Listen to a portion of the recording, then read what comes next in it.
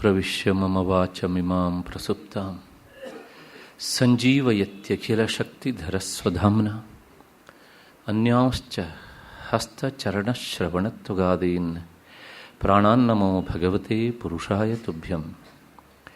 ಯಾ ವರ್ಣಪದವಾಕ್ಯಾರ್ಥಗದ್ಯಪದ್ಯಸ್ವರೂಪಿಣಿ ವಾಚಿ ನರ್ತಯತು ಕ್ಷಿಪ್ರಂ ಮೇಧಾನ್ ದೇವಿ ಸರಸ್ವತಿ. ಸರ್ವವೇದಾಂತ ಸಿದ್ಧಾಂತ ಗೋಚರಂ ತಮಗೋಚರಂ ಗೋವಿಂದಂ ಪರಮಾನಂದಂ ಸದ್ಗುರುಂ ಪ್ರಣತೋಸ್ಮ್ಯಹಂ. ಶ್ರುತಿಸ್ಮೃತಿಪುರಾಣಾನಾಂ ಆಲಯಂ ಕರುಣಾಲಯಂ ನಮಾಮಿ ಭಗವತ್ಪಾದಂ ಶಂಕರಂ ಲೋಕಶಂಕರಂ. ನಮಸ್ತಸ್ಮೈ ಭಗವತೆ ಶಂಕರಾಚಾರ್ಯರೂಪಿಣೆ ಯೇನ ವೇದಾಂತ ವಿದ್ಯೇಯಂ ಉದ್ಧೃತ ವೇದಸಾಗರಾತ್. ಸದಾತ್ಮಧ್ಯಾನನಿರತಂ ವಿಷಯೇಭ್ಯಃ ಪರಾಂಗುಖಂ ನೌಮಿ ಶಾಸ್ತ್ರೇಷು ನಿಷ್ಣಾತಂ ಚಂದ್ರಶೇಖರ ಭಾರತೀಂ. ನನ್ನ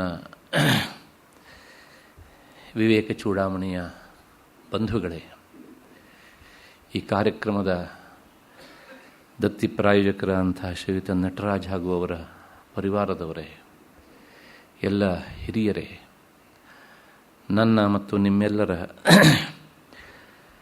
ಹೃದಯ ಗುಹೆಯಲ್ಲಿ ನಿಂತು ಬುದ್ಧಿಯನ್ನು ಪ್ರಚೋದಿಸ್ತಾ ಇರುವಂತಹ ಮಹಾಚೈತನ್ಯಕ್ಕೆ ಅನಂತ ಪ್ರಣಾಮಗಳನ್ನು ಸಲ್ಲಿಸ್ತಾ ಇವತ್ತಿನ ಈ ತರಗತಿಯ ಚಿಂತನೆಗೆ ಮುಂದಾಗ್ತಾ ಇದ್ದೇನೆ. ನಿನ್ನೆ ದಿವಸ ಅನ್ನಮಯ ಕೋಶದ ವಿಚಾರವನ್ನು ನಾವು ಮಾಡಲಿಕ್ಕೆ ತೊಡಗಿದ್ವು. ಆ ಅನ್ನಮಯ ಕೋಶ ಅಂದರೆ ಈ ಸ್ಥೂಲ ಶರೀರ, ಇದು ಆತ್ಮ ಅಲ್ಲ. ಇದರ ಒಳಕ್ಕೆ ಇರುವಂತಹ ಪ್ರಾಣಮಯ ಕೋಶ ಅದು ಆತ್ಮ ಅಲ್ಲ. ಅದಕ್ಕಿಂತಲೂ ಒಳಕ್ಕಿರುವಂತಹ ಮನೋಮಯ ಕೋಶ ಅದು ಆತ್ಮ ಅಲ್ಲ. ಅದಕ್ಕಿಂತಲೂ ಒಳಕ್ಕೆ ಇರುವಂತಹ ವಿಜ್ಞಾನಮಯ ಕೋಶ, ಇಂಟಲೆಕ್ಚುಯಲ್ ಅಂತ ನಾವು ಏನು ಹೇಳ್ತೇವಲ್ಲ, ಅದೂ ಸಹ ಆತ್ಮ ಅಲ್ಲ. ಇನ್ನೂ ಒಳಕ್ಕೆ ಇರುವಂತಹ ಆನಂದಮಯ ಕೋಶ ಇದೆಯಲ್ಲ, ಅದೂ ಆತ್ಮ ಅಲ್ಲ. ಹೇಳಬೇಕಾದದ್ದು ಇದು. ಈಗ ಇದು ಅಲ್ಲ ಅಂತ ಆದಮೇಲೆ ಯಾಕೆ ಅಲ್ಲ ಅಂತ ಕಾರಣ ಕೊಡಬೇಕು. ಯಾಕೆ ಅಲ್ಲ ಅಂದರೆ, ಆತ್ಮ ಶುದ್ಧ, ಆತ್ಮ ಸರ್ವವ್ಯಾಪಿ, ಆತ್ಮ ನಿಷ್ಕ್ರಿಯ, ಆತ್ಮ ನಿರ್ಗುಣ. ಈ ನಾಲ್ಕು ಆತ್ಮನಿಗೆ ಸಂಬಂಧಪಟ್ಟ ಹಾಗೆ. ದೇಹ ಅಶುದ್ಧ, ದೇಹ ಅದು ಸಗುಣ, ದೇಹ ಕ್ರಿಯೆಯಿಂದ ಕೂಡಿದೆ. ಹೀಗೆ ಈ ಎಲ್ಲ ವಿರುದ್ಧವಾದ ಧರ್ಮಗಳನ್ನು ನಾವು ನೋಡ್ತೇವೆ. ಆದ್ದರಿಂದ ಇಂತಹ ಈ ಅಶುದ್ಧವಾದಂತಹ ದೇಹ ಆತ್ಮ ಆಗೋದಕ್ಕೆ ಸಾಧ್ಯ ಇದೆಯಾ ಅಂತ ಒಂದು ಪ್ರಶ್ನೆ. ಅದಕ್ಕೋಸ್ಕರ ನಿನ್ನೆ ದಿವಸ ದೇಹೋಯಂ ಅನ್ನಭವನಃ ಅಂತ ಹೇಳಿ, ಅನ್ನಮಯಸ್ತು ಕೋಶ, ಇದು ಹುಟ್ಟಿದ್ದು ಅನ್ನದಿಂದ, ಈಗ ಬೆಳೀತಾ ಇರುವುದು ಅನ್ನದಿಂದ, ಮುಂದೆ ಬದುಕಿರುವುದು ಅನ್ನದಿಂದ ಅಂತ ಹೇಳಿ, ಅನ್ನೇನ ಜೀವತಿ ವಿನಶ್ಯತಿ ತದ್ವಿಹೀನ, ಅದಿಲ್ಲದೆ ಅದು ನಾಶವಾಗಿ ಹೋಗುತ್ತೆ. ಇದಿಷ್ಟು ಅಲ್ಲಿ ಏನು ಹೇಳಿದಂಗಾಯ್ತು, ಅನ್ನದಿಂದ ಹುಟ್ಟತ್ತೆ, ಅನ್ನದಿಂದಿರುತ್ತೆ, ಅನ್ನ ಇಲ್ಲದಿದ್ದಾಗ ಸಾಯತ್ತೆ. ಅಂದರೆ ಹುಟ್ಟು ಸಾವಿಗೆ ಒಳಗಾಗುವ ದೇಹ ಹುಟ್ಟು ಸಾವು ರಹಿತವಾದ ಆತ್ಮ ಆಗೋದಕ್ಕೆ ಸಾಧ್ಯವಾ ಅಂತ ಪ್ರಶ್ನೆ. ಆದ್ದರಿಂದ ದೇಹ ಆತ್ಮ ಅಲ್ಲ ಒಂದು. ಇನ್ನು ಅಶುದ್ಧಿಯ ವಿಚಾರಕ್ಕೆ ಬಂದರೆ, ತ್ವಕ್, ಚರ್ಮ, ಮಾಂಸ, ರುಧಿರ, ಅಸ್ಥಿ. ಚರ್ಮ ಮತ್ತು ಒಳಚರ್ಮ, ಮಾಂಸ, ರಕ್ತ, ಮೂಳೆ, ಪುರುಷ ಅಂದರೆ ಮಲ, ಇವುಗಳಿಂದ ಕೂಡಿದ್ದು ದೇಹ, ಹೊಲಸಿನ ತಾಣ. ಇದು ಆತ್ಮ ಆಗತ್ತಾ ಅಂತ ಪ್ರಶ್ನೆ. ಅದಕ್ಕೋಸ್ಕರ ನಾಯಂ ಸ್ವಯಂ ಭವಿತುಮರ್ಹತಿ ನಿತ್ಯ ಶುದ್ಧ. ಆದ್ದರಿಂದ ಈ ದೇಹ ಆತ್ಮ ಅಲ್ಲ ಅಂತ. ವಿವೇಕ ಚೂಡಾಮಣಿಯಲ್ಲಿ ಭಗವತ್ಪಾದರು ಹೇಳಿದಂತಹ ಈ ವಿಷಯಕ್ಕೆ ಪೂರಕವಾಗಿ ನಮ್ಮ ವೇದಾಂತ ಸಾಹಿತ್ಯದ ಬೇರೆ ಬೇರೆ ಗ್ರಂಥಗಳು ಈ ದೇಹದ ಬಗ್ಗೆ ಇನ್ನೊಂದು ಸ್ವಲ್ಪ ಪರಿಚಯ ಮಾಡಿಸ್ತವೆ. ಅದು ಅಶುದ್ಧವಾದದ್ದರಿಂದ ಆತ್ಮ ಅಲ್ಲ ಅಂತ. ಆ ಅಶುದ್ಧಿ ಹೇಗಿದೆ ಅಂತ ಸ್ವಲ್ಪ ನೋಡಿಬಿಟ್ರೆ ಆಗ ನಮಗೊಂದು ಸ್ವಲ್ಪ ಇದ್ರ ಮೇಲೆ ಇರುವ ಪ್ರೀತಿ ಕಡಿಮೆ ಆಗಬಹುದು. ಪ್ರೀತಿ ಕಡಿಮೆ ಆದರೆ ಏನು, ಅಕಸ್ಮಾತ್ತಾಗಿ ವೈರಾಗ್ಯ ಬಂದುಬಿಡಬಹುದು. ಬಂದ್ರಿ ಏನು ಅಂದರೆ ಏನೋ ಎಷ್ಟೋ ಜನ್ಮಾಂತರದ್ದು ಹರಿಯಿತು ಅಂತ ಸಂತೋಷ ಪಟ್ಕೊಳ್ಬಹುದು. ಅಷ್ಟು ಹಿನ್ನೆಲೆಯಲ್ಲಿ ಇದು ದೇಹದ ನಿಂದನೆ ಅಲ್ಲ, ಯಥಾರ್ಥ ಸ್ಥಿತಿ. ಅದನ್ನು ನಾವು ತಿಳ್ಕೊಳ್ಬೇಕು. ನಮ್ಮ ಈ ಸ್ಥೂಲ ದೇಹ ಇದೆಯಲ್ಲ, ಇದಕ್ಕೆ ಎರಡು ರೂಪಗಳಿವೆ. ಒಂದು ಲೌಕಿಕವಾದ ರೂಪ, ಅದನ್ನು ಹೇಳುತ್ತೆ ಮೆಡಿಕಲ್ ಸೈನ್ಸ್ ಮತ್ತು ಬಯಾಲಜಿ ಎಲ್ಲ. ಇನ್ನೊಂದು ಪಾರಮಾರ್ಥಿಕವಾದ ರೂಪ, ಅದನ್ನು ಹೇಳುತ್ತೆ ಯೋಗಶಾಸ್ತ್ರ ಮತ್ತು ವೇದಾಂತ. ಇಲ್ಲಿ ಇದು ಈ ಎಲ್ಲ ಕೊಳೆಯಿಂದ ಕೂಡಿದ್ದಾದ್ರಿಂದ ಈ ದೇಹ ಆತ್ಮ ಅಲ್ಲ ಅಂತ ಹೇಳೋದಕ್ಕೆ ಹೊರಟಿದೆ. ಆದ್ದರಿಂದ ಅದರ ಲೌಕಿಕ ಮುಖವನ್ನು ಮಾತ್ರ ನಿಮ್ಮ ಮುಂದೆ ಇಡ್ತೇನೆ. ಇಷ್ಟಾದ್ಮೇಲೂ ಸಹ ಇದರಲ್ಲಿ ಪ್ರೀತಿ ಇದ್ದರೆ ಪ್ರೀತಿ ಇಟ್ಕೊಳ್ಳೋಣ, ಸಂತೋಷ. ನನ್ನನ್ನು ಸೇರಿದ ಹಾಗೆ ಈ ಮಾತು. ದೇಹ, ತ್ವಕ್, ಚರ್ಮ, ಮಾಂಸ, ರುಧಿರ, ಇಷ್ಟರ ಬಗ್ಗೆ ಈ ಶ್ಲೋಕದಲ್ಲಿ ಬಂದಿದೆ. ಇದನ್ನು ಸ್ವಲ್ಪ ಬಿಡಿಸೋಣ, ಇನ್ನೂ ಸ್ವಲ್ಪ ಮುಂದಕ್ಕೆ ಹೋಗಿ. ಏನಿದೆ ಅಂದರೆ, ಪ್ರಾಚೀನರು ಈ ದೇಹವನ್ನು ಪರಿಚಯಿಸ್ತಾರೆ. ಹೇಗೆ ಅಂದರೆ, ಅವರೆಲ್ಲ ಹಿಂದಿನ ಕಾಲದವರು ಈ ಕೆಜಿ, ಕ್ವಿಂಟಲು ಇನ್ನು ಹುಟ್ಟದೇ ಇರುವ ಮೊದಲೇನೆ ಇದನ್ನೆಲ್ಲ ಆಳೋದು ಸುರಿದು ಲೆಕ್ಕ ಹಾಕಿಟ್ಬಿಟ್ಟಿದ್ದಾರೆ. ಹಾಗಾಗಿ ಅವರ ಆ ಲೆಕ್ಕದ ಶಬ್ದಗಳೆಲ್ಲ ಬಹಳ ವಿಚಿತ್ರವಾಗಿರುತ್ತವೆ.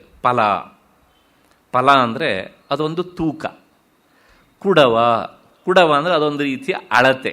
ಈ ನಮ್ಮಲ್ಲೆಲ್ಲ ನಿಮಗೆ ಗೊತ್ತೇ, ನಿಮಗೆ ಪಾಯಿಲಿ, ಸೇರು, ಅಚ್ಚೇರು ಅಂತೆಲ್ಲ ಇತ್ತು.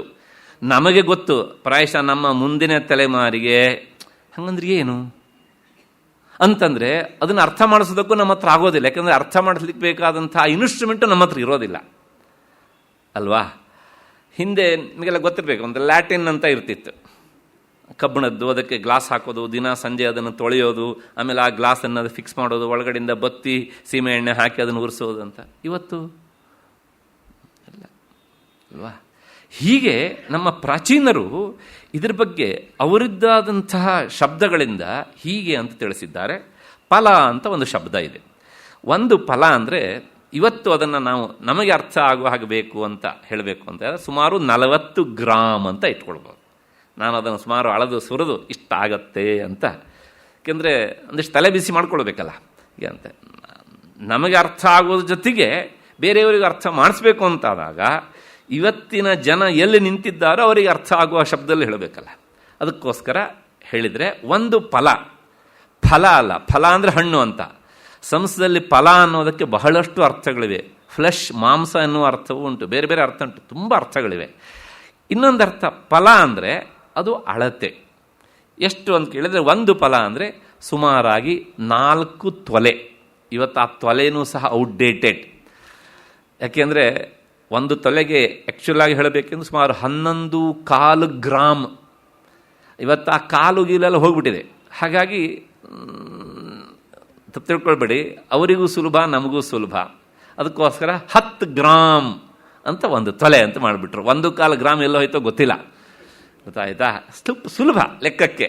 ಅದು ಎಲ್ಲೋ ಹೋಯ್ತು ಅಂತ ಮತ್ತು ನಾನು ಹೇಳಬೇಕಾದಿಲ್ಲ, ನಿಮಗೆ ಗೊತ್ತು, ಹೀಗೆ ಗೊತ್ತಾಗುತ್ತೆ. ಹೀಗೆ ಈ ಒಂದು ಫಲ ಅಂದರೆ ಇವತ್ತಿನ ಒಂದು ಕಾಲದ ಸ್ಥಿತಿಯಲ್ಲಿ ನಾನು ಲೆಕ್ಕ ಹಾಕಿ ಹೇಳೋದಾದರೆ ಸುಮಾರು 40 ಗ್ರಾಮ್ ಅಂತ. ಇವಾಗ ಲೆಕ್ಕ ಹಾಕ್ಕೊಳ್ಬೋದು ನೀವು. ಮತ್ತು ನಾನು ಪೂರ್ತಿ ಗ್ರಾಮ, KG ಲೆಕ್ಕದಲ್ಲೇ ಹೇಳ್ತೇನೆ, ಪೂರ್ತಿ ಮಾಡಿ ಹೇಳಿಬಿಡ್ತೇನೆ, ಯಾಕೆಂದರೆ ತಲೆ ಬಿಸಿ ಬೇಡ ಅಂಥೇಳಿ. ಮತ್ತು ಇನ್ನೊಂದುಂಟು ಕುಡವ ಅಂತ. ಕುಡವ ಅಂದರೆ ಸಾಮಾನ್ಯವಾಗಿ ಅರ್ಧ ಸೇರು ಮತ್ತು ಮುಕ್ಕಾಲು ಸೇರುಗಳ ಮಧ್ಯೆಯಲ್ಲಿ ಬರುವಂಥ ಒಂದು ಅಳತೆ ಪ್ರಮಾಣ. ಇಷ್ಟನ್ನು ಅಂದರೆ ನಾವು ಸ್ಥೂಲವಾಗಿ ಸುಲಭ ಆಗತ್ತೆ ಅನ್ನೋ ದೃಷ್ಟಿಯಿಂದ ಅರ್ಧ ಸೇರು ಅಂತ ಇಟ್ಕೊಳ್ಬೋದು. ಅಷ್ಟು ಹಿನ್ನೆಲೆಯಲ್ಲಿ ಇವಾಗ ಈ ದೇಹದ ಹೊಲಸನ್ನು ನಾವು ಲೆಕ್ಕ ಹಾಕಬೇಕು. ಯಾಕೆಂದರೆ ಇದು ಆತ್ಮ ಅಲ್ಲ ಅನ್ನೋದಕ್ಕೆ ಒಂದು, ಮತ್ತು ಇದ್ರ ಮೇಲೆ ನಾವು ಎಷ್ಟು ಪ್ರೀತಿ ಇಟ್ಕೊಳ್ಬೇಕು ಅನ್ನೋದಕ್ಕೊಂದು ನಮಗೊಂದು ವ್ಯವಸ್ಥೆ ಸಿಗುತ್ತೆ ಆ ಹಿನ್ನೆಲೆಯಲ್ಲಿ. ಎಷ್ಟು ಈಗ ನಮಗೆಲ್ಲರಿಗೂ ಅತ್ಯಂತ ಇಷ್ಟವಾದದ್ದು ಕೂದಲು. ಒಬ್ಬ ಅಥವಾ ಒಂದು ಮನುಷ್ಯ ದೇಹದಲ್ಲಿ ಇರುವ ಕೂದಲುಗಳ ಸಂಖ್ಯೆ ಎಷ್ಟು ನೋಡಿ. ಪ್ರಾಯಶಃ ಮೆಡಿಕಲ್ ಸೈನ್ಸ್ ಇದನ್ನು ಲೆಕ್ಕ ಹಾಕೋಲ್ಲ. ನಮ್ಮವರು ಎಷ್ಟು ಸಾವಿರ ವರ್ಷಗಳ ಹಿಂದೆ ಈ ಲೆಕ್ಕ ಹಾಕಿದ್ದಾರೆ. 3.5 ಕೋಟಿ ಕೂದಲು ಇರುತ್ತೆ ಒಂದು ಮನುಷ್ಯನ ದೇಹದ ಮೇಲೆ, ಒಟ್ಟಾರೆ ಕಾಲಿಂದ ತಲೆವರೆಗೆ. ಮತ್ತೆ ಇಂಥಿಂಥ ಜಾಗದಲ್ಲಿ ಇಷ್ಟಿಷ್ಟು ಸ್ಥೂಲವಾಗಿರುತ್ತದೆ ಅಂತಲೂ ಹೇಳ್ತಾರೆ. ಮೆಡಿಕಲ್ ಸೈನ್ಸ್ ಇದ್ರ ಬಗ್ಗೆ ಏನು ಹೇಳ್ತೋ ನನಗೆ ಗೊತ್ತಿಲ್ಲ, ನಮಗದು ಬೇಕಾಗಿಯೂ ಇಲ್ಲ. 3.5 ಕೋಟಿ ಕೂದಲುಗಳು ಒಬ್ಬ ಮನುಷ್ಯನ ಶರೀರದಲ್ಲಿ.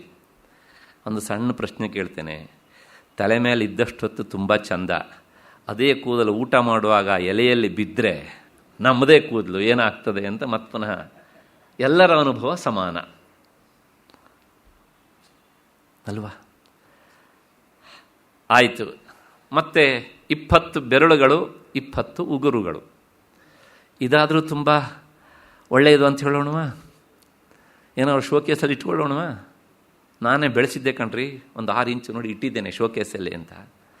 ಅಥವಾ ನಾನೇ ಬೆಳೆಸಿದ್ದೇನೆ ಅಂತ ಯಾರಿಗಾದ್ರು ಪ್ರೆಸೆಂಟೇಷನ್ ಕೊಡಲಿಕ್ಕೆ ಇಷ್ಟಪಡ್ತೇವಾ? ಕೊಟ್ಟು ಅಂತ ಇಟ್ಕೊಳ್ಳಿ, ತಗೊಳ್ತಾರ? ಪ್ರಾಣಿದಾರು ತಗೊಳ್ತಾರೆ, ಮನುಷ್ಯಂದಾರು ಬೇಡಪ್ಪ ಅಂತಾರೆ. ಅಂದರೆ ಅದು ಹೊಲಸು ಅಂತ ಪ್ರತಿಯೊಬ್ಬರಿಗೂ ಗೊತ್ತು, ಹೌದು ತಾನೆ? ನೆಕ್ಸ್ಟ್, ಇನ್ನು ಹಲ್ಲುಗಳು 32 ಸಾಮಾನ್ಯವಾಗಿ, ಮತ್ತು ಉದುರಿಸಿದ್ದಿದ್ರೆ ಗೊತ್ತಿಲ್ಲ. ಸ್ಥೂಲವಾಗಿ ಒಂದು ಮನುಷ್ಯ ದೇಹದಲ್ಲಿರುವಂಥ ಹಲ್ಲುಗಳ ಸಂಖ್ಯೆ 32 ಅಂತ. ಪ್ರಶ್ನೆ ಇಷ್ಟೇ, ಈಗ ನೋಡಿ, ಈ ಉಗುರು, ಈ ಹಲ್ಲು ಮತ್ತು ಈ ಕೇಶ, ಕೂದಲು, ಇವೆಲ್ಲದಕ್ಕೂ ಸಹ ಎಷ್ಟು ಬೆಲೆ ಕೇಳಿದರೆ ಇವುಗಳ ಹಣೆ ಬರ ಹೇಗೆ ಅಂದರೆ, ಅದು ಆವಾವ ಜಾಗದಲ್ಲಿ ಇದ್ರೆ ಮಾತ್ರ ಬೆಲೆ. ಆ ಜಾಗ ಬಿಟ್ಟು 1 ಇಂಚ್ ಈತೆ ಸರಿದು ಸಹ ಅದಕ್ಕೆ 3 ಬಿಲ್ಲಿ ಬೆಲೆ ಇಲ್ಲ. ಆ ಹಲ್ಲು ಬಾಯಲ್ಲಿದ್ದರೆ ಅದಕ್ಕೆ ಎಷ್ಟು ಬೆಲೆ? ಅಕಸ್ಮಾತಾಗಿ ಅಲ್ಲಾಡ್ತಾ ಇತ್ತು, ಬಿದ್ದೋಯ್ತು, ಅದನ್ನು ಪ್ಯಾಕ್ ಮಾಡಿ ಜೇಬಲ್ಲಿ ಇಟ್ಕೊಳ್ತೇವೆ ನಾವು ಅಲ್ಲ? ಡಾಕ್ಟರ್ ಹೋಗಿ ಕೀಳಿಸ್ತೇವೆ, ಡಾಕ್ಟ್ರೇ ಹಲ್ಲು ಕಿತ್ತಿದ್ದೀರಿ, ದುಡ್ಡನ್ನು ಕೊಟ್ಟಿದ್ದೇನೆ, ಆ ಹಲ್ಲನ್ನಾದರೂ ನನಗೆ ಕೊಡ್ರಿ ಅಂತ ಕೇಳ್ತೇವಾ? ಇಲ್ಲೋ ಅಲ್ಲ. ಯಾಕೆ? No use. ಮತ್ತಷ್ಟೇ ಅಲ್ಲ, ಏನು ಪ್ರಯೋಜನ ಇಲ್ಲ, ಮತ್ತು ಪರಮ ಹೊಲಸು ಅಲ್ವಾ? ಅದು ಎಷ್ಟು ಹೊಲಸು ಅಂತ ಕೇಳಿದ್ರೆ ಪ್ರಾಯಶಃ ನೀವು ಆ ಟ್ರೀಟ್ಮೆಂಟಿಗೆ ಹೋದಾಗ ಗೊತ್ತಾಗುತ್ತೆ ನಿಮಗೆ. ಅದರಿಂದ ಬರುವ ದುರ್ನಾಥವನ್ನು ಅನುಭವಿಸಿದವರಿಗೆ ಗೊತ್ತಿರುತ್ತೆ. ಇದು ಹೊಲಸಲ್ವಾ? ಆಯಿತು, 3 ಆಯಿತು. ಮತ್ತು ಇನ್ನು ಫ್ಲೆಶ್, ಮಾಂಸ ಎಷ್ಟಿದೆ ಅಂತ ಕೇಳಿದರೆ ಸಾಮಾನ್ಯವಾಗಿ ಸ್ವಲ್ಪ ಆ ಕಡೆ ಈ ಕಡೆ ಆಗ್ಬೋದು. ಇದು ಒಂದು ಮನುಷ್ಯ ದೇಹದಲ್ಲಿ ಸುಮಾರಾಗಿ 40 kg ಮಾಂಸಗಳು ಇರ್ತವೆ. ನೋಡಿ ಹೇಗೆ ಲೆಕ್ಕ ಅವರಿದ್ದು ಅಂತ. ಆಯಿತು, ಹಾಗಿದ್ರೆ ರಕ್ತ ಎಷ್ಟು ಅಂದರೆ ಸುಮಾರು 5 ರಿಂದ 6 ಲೀಟರಷ್ಟು ರಕ್ತ ಇರುತ್ತೆ. ಮಾಂಸ ಬಂತಲ್ಲ, ಈ ಹೊಲಸು ಮತ್ತು ಈ ರಕ್ತ, ಅದು ಸಹ ಬದುಕಲಿಕ್ಕೆ ಅನಿವಾರ್ಯ ಅನ್ನೋದನ್ನು ಬಿಟ್ಟರೆ ಅದು ಹೊಲಸು ಅನ್ನೋದಷ್ಟೇ ಸತ್ಯ. ನೆಕ್ಸ್ಟ್, ಅದಾದಮೇಲೆ ಸುಮಾರು 2 kgಯಷ್ಟು ಪಿತ್ತ. ಗೊತ್ತು, ಸಾಮಾನ್ಯವಾಗಿ ಕೆಲವು ಜನರಿಗೆ ಅದು ತಾನಿದ್ದೇನೆ ಅಂತ ಕೆಲಸ ಮಾಡ್ತಾ ಇರುತ್ತೆ ಒಳಗಿಂದ. ಹಾಗಾಗಿ ಅದು ಸಹ ಅಷ್ಟೇ ಹೊಲಸಾದದ್ದು, ಅದು ಈ ದೇಹದಲ್ಲಿದೆ. ಅದಾದ ಮೇಲೆ ಸುಮಾರು 1.5-2 kgಯಷ್ಟು ವ್ಯತ್ಯಾಸ ಆಗಬಹುದು. ಇಷ್ಟ ಕಡಿಮೆ ಇಲ್ಲದೆ ಇರುವಷ್ಟು ಇರುತ್ತೆ ಕಫ. ನೆಕ್ಸ್ಟ್, ಸುಮಾರು 1.5 kgಯಷ್ಟು ಫ್ಯಾಟ್. ಅದು ಜಾಸ್ತಿ ಆದರೆ ಏನು ಅಂತ ಗೊತ್ತಲ್ಲ, ಹೇಗೆ ಅಂತ. ಪುರುಷ ದೇಹಕ್ಕಿಂತ ಸ್ತ್ರೀ ಶರೀರದಲ್ಲಿ ಜಾಸ್ತಿ. ಅದಕ್ಕೋಸ್ಕರಲೇ ದಯವಿಟ್ಟು ಯಾರು ತಪ್ಪು ತಿಳ್ಕೊಳ್ಬೇಡಿ, ಅದು ನಮ್ಮ ಶಾಸ್ತ್ರ ಏನಂತ ಅದನ್ನು ಹೇಳ್ಬಿಡ್ತೇನೆ. ಪುರುಷ ದೇಹ ದಾಹ ಆಗುವುದಕ್ಕಿಂತ ಹೆಚ್ಚು ಸಮಯ ಸ್ತ್ರೀ ದೇಹ ದಹನ ಆಗುವುದಕ್ಕೆ ಬೇಕು ಅಂತ ಹೇಳುತ್ತೆ. ಏನು ಸೂಕ್ಷ್ಮವಾಗಿ ಅಬ್ಸರ್ವ್ ಮಾಡಿದ್ದಾರೆ ನೋಡಿ ಅದನ್ನು. ಆ ಫ್ಯಾಟಿನ ಅಂಶದಿಂದಾಗಿ ಅದು ಪೂರ್ತಿ ದಾಹ ಆಗುವುದಕ್ಕೆ ಹೆಚ್ಚು ಸಮಯ ಬೇಕು ಅಂತ. ನೆಕ್ಸ್ಟ್, ಮತ್ತೆ ಸುಮಾರು 7 kgಯಷ್ಟು ಮಜ್ಜ ಅಂದರೆ ಬೋನ್ ಮ್ಯಾರೋಸ್, ಎಲುಬಿನ ಒಳಗೆ ಇರುವಂತಹದ್ದು, ಕ್ಯಾಲ್ಶಿಯಂ ಸಂಬಂಧಪಟ್ಟಂತಹ ಅಂಶವನ್ನು ಒಳಗೊಂಡಂತಹದ್ದು. ಆಯಿತು, ಇದೆಲ್ಲವೂ ಸಹ ಹೊಲಸು ಅನ್ನೋದನ್ನು ನಾವು ಮರೆಯೋದಕ್ಕಾಗೋದಿಲ್ಲ. ಮತ್ತು ಇದರ ಜೊತೆಗೆ ಒಂದು ಮನುಷ್ಯ ದೇಹದಲ್ಲಿ ಒಟ್ಟು ಎಷ್ಟು ಮೂಳೆಗಳಿವೆ ಅಂತಂದರೆ ಅದನ್ನು ಲೆಕ್ಕ ಹಾಕಿಟ್ಬಿಟ್ಟಿದ್ದಾರೆ ಅವರು. ಹೆಚ್ಚಿಗೆ ಇಲ್ಲಪ್ಪ, ಹೊರಗಿನ ಈ ಕಾಲವನ್ನು ಲೆಕ್ಕ ಹಾಕ್ತಿಯಲ್ಲ, 1 ವರ್ಷಕ್ಕೆ 360 ದಿವಸ ಎನ್ನುವಂಥ ಒಂದು ಸಂಖ್ಯಾಕ್ರಮನೂ ಉಂಟು. ಹಾಗಾಗಿ ಆ ಒಂದೊಂದು ದಿವಸಕ್ಕೆ ಒಂದೊಂದು ಮೂಳೆ ಇಲ್ಲಿಟ್ಟಿದ್ದೇನೆ ಅಂತ. 360 ಮೂಳೆಗಳು ಒಂದು ಹ್ಯೂಮನ್ ಬಾಡಿಯಲ್ಲಿರುವಂತಹ ಸಂಖ್ಯೆ. ಎಷ್ಟು? ಇನ್ನದಾದಮೇಲೆ ರಕ್ತನಾಳಗಳು ಎಷ್ಟು? 72,000 ರಕ್ತನಾಳಗಳು. ಮತ್ತು ಪುರುಷ ದೇಹ ಆದರೆ ಸುಮಾರು 2 kgಯಷ್ಟು ಶುಕ್ರ ಅಂದರೆ ಸ್ಪರ್ಮ್, ರೇತಸ್. ಸ್ತ್ರೀ ದೇಹ ಆದರೆ ಸುಮಾರಾಗಿ ಇದರ ಮುಕ್ಕಾಲು ಭಾಗದಷ್ಟು ಅಥವಾ ಅದರ ಮುಕ್ಕಾಲು ಅರ್ಧ ಭಾಗದಷ್ಟು ಶೋಣಿತ ಸ್ತ್ರೀ ಶರೀರ ಆದರೆ, ಸುಮಾರು 1.5 kgಯಷ್ಟು ಸಲೈವ, ಜೊಲ್ಲು. ಮತ್ತು ಇನ್ನು ನಿರಂತರ ಉತ್ಪತ್ತಿ ಆಗ್ತಾ ಇರುವಂತಹ ಮಲ ಮತ್ತು ಮೂತ್ರಗಳನ್ನು ಹೇಳೋದಕ್ಕೆ ಆಗೋದಿಲ್ಲ ಅಂತ ಕೈ ಚೆಲ್ಲಿ ಬಿಡ್ತಾರೆ. ಇಷ್ಟು ಹೇಳಿ ಕೇಳ್ತಾರೆ, ಇದೆಲ್ಲವುದು ಹೊಲಸು ಹೌದೋ ಅಲ್ವೋ? ಅಲ್ಲ ಅಂತಾದರೆ ತುಂಬ ಪ್ರೀತಿಸ್ಕೊಳ್ಳಿ. ಅಂದರೆ ಇದನ್ನೆಲ್ಲವನ್ನೂ ಸಹ ಇಟ್ಟು ಹೊರಗಡೆಯಿಂದ ಚರ್ಮದ ಚೀಲವನ್ನು ಹೊದ್ದು ನಾವು ಏನು ಮಾಡಿದ್ದೇವೆ ಅಂತ ಕೇಳಿದರೆ, ಈ ಬೊಂಬೆಯನ್ನು ಈ ಪ್ರಪಂಚಕ್ಕೆ ಕಳಿಸಿದ್ದೇವೆ ನಡಿ ಅಂತ. ನಾವು ಅದನ್ನು ತುಂಬ ಪ್ರೀತಿಯಿಂದ ನೆಚ್ಚಿಕೊಂಡಿದ್ದೇವೆ. ಆದರೆ ಹಾಗೆ ನೆಚ್ಚಿಕೊಂಡಂತಹ ಅದು ಯಾವಾಗ ಕೈ ಕೊಡುತ್ತೋ ಗೊತ್ತಿಲ್ಲ. ನಾವು ಅದನ್ನು ಇಷ್ಟಪಡ್ತೇವೆ, ನಾವು ಅಂದರೆ ಈ ಜೀವಾತ್ಮ ಅದನ್ನು ಇಷ್ಟಪಡ್ತಾನೆ. ಆದರೆ ಆ ದೇಹ ಆ ಜೀವಾತ್ಮನನ್ನು ಸದಾಕಾಲ ಇಷ್ಟಪಡುತ್ತೆ ಅಂತ ವಿಶ್ವಾಸ ಇಲ್ಲ.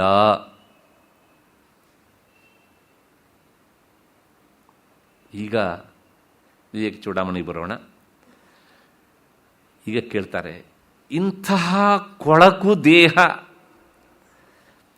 ಇದು ಕೊಳಕು ಹೌದು ಅಲ್ಲೋ ಅಂತ ವಿಚಾರ ಮಾಡೋದಕ್ಕೆ ಬೇಕಿದ್ರೆ ಇದನ್ನೆಲ್ಲ ತೆಗೆದು ಒಂದು 6 ತಾಸು ಈಚೆ ಇಟ್ಬಿಡಿ. ಈಗ ಏನೇನು ಹೇಳಿದ್ದೇನಲ್ಲ ನಾನು, ಇವುಗಳ ಕಂಡೀಷನ್ ಹೇಗಿರುತ್ತೆ ಅಂತ ಊಹಿಸಿಕೊಳ್ಳಿ. ಅಲ್ಲಿಗೆ ಇದು ನನ್ನ ದೇಹ ಅಂತ ನಾವು ಪ್ರೀತಿಸ್ತಾ ಇರೋದು ಏನನ್ನ? ಈ ಹೊಲಸನ್ನ. ಈ ಹೊಲಸು ಆತ್ಮ ಆಗೋದಕ್ಕೆ ಸಾಧ್ಯವಾ ಅನ್ನೋದು ವೇದಾಂತದ ಪ್ರಶ್ನೆ. ಹಾಗಾಗಿ ಸ್ಥೂಲವಾದಂತಹ ಈ ಹೊಲಸಿನಿಂದ ಕೂಡಿದಂತಹ ಶರೀರ ಅಂದರೆ ಅನ್ನಮಯ ಕೋಶ ಇದು ಆತ್ಮ ಅಲ್ಲ. ಪ್ರಾಯಶಃ ನಾವು ಇದನ್ನು ಪ್ರತಿದಿನವೂ ಒಂದು ಸಲ ಮೆಲುಕು ಹಾಕಿಕೊಂಡ್ರೆ ಆಗ ನಮಗೆ ಸ್ವಲ್ಪ ಇದರ ಮೇಲಿರುವಂಥ ಪ್ರೀತಿ ಕಡಿಮೆ ಆಗಬಹುದೋ ಏನೋ. ತೀವ್ರ ವಿಚಾರ ಮಾಡ್ತಾ ಮಾಡ್ತಾ ಹೋದರೆ ಅಕಸ್ಮಾತ್ತಾಗಿ ವೈರಾಗ್ಯ ಬಂದರೂ ಬರಬಹುದೋ ಏನೋ ಗೊತ್ತಿಲ್ಲ. ಅದು ಅವರವರ ಸಂಸ್ಕಾರಕ್ಕೆ ಸಂಬಂಧಪಟ್ಟಿದ್ದು. ಇನ್ನು ಮತ್ತೆ ಕೆಲವು ಜನರಿಗೆ ಏನೂ ಆಗದೇನೂ ಇರಬಹುದು. ಅಷ್ಟು ಹಿನ್ನೆಲೆಯಲ್ಲಿ ಈ ರೀತಿಯಲ್ಲಿ ಭಗವತ್ಪಾದರು ಆ ಅನ್ನಮಯ ಕೋಶವಾದಂಥ ಸ್ಥೂಲ ಶರೀರ ಅದು ಆತ್ಮ ಆಗೋದಕ್ಕೆ ಸಾಧ್ಯ ಇಲ್ಲ ಅಂತ ಹೇಳಿ ಮತ್ತೆ ಮುಂದಿನ ವಿಚಾರವನ್ನು ತಿಳಿಸಿಕೊಡ್ತಾರೆ.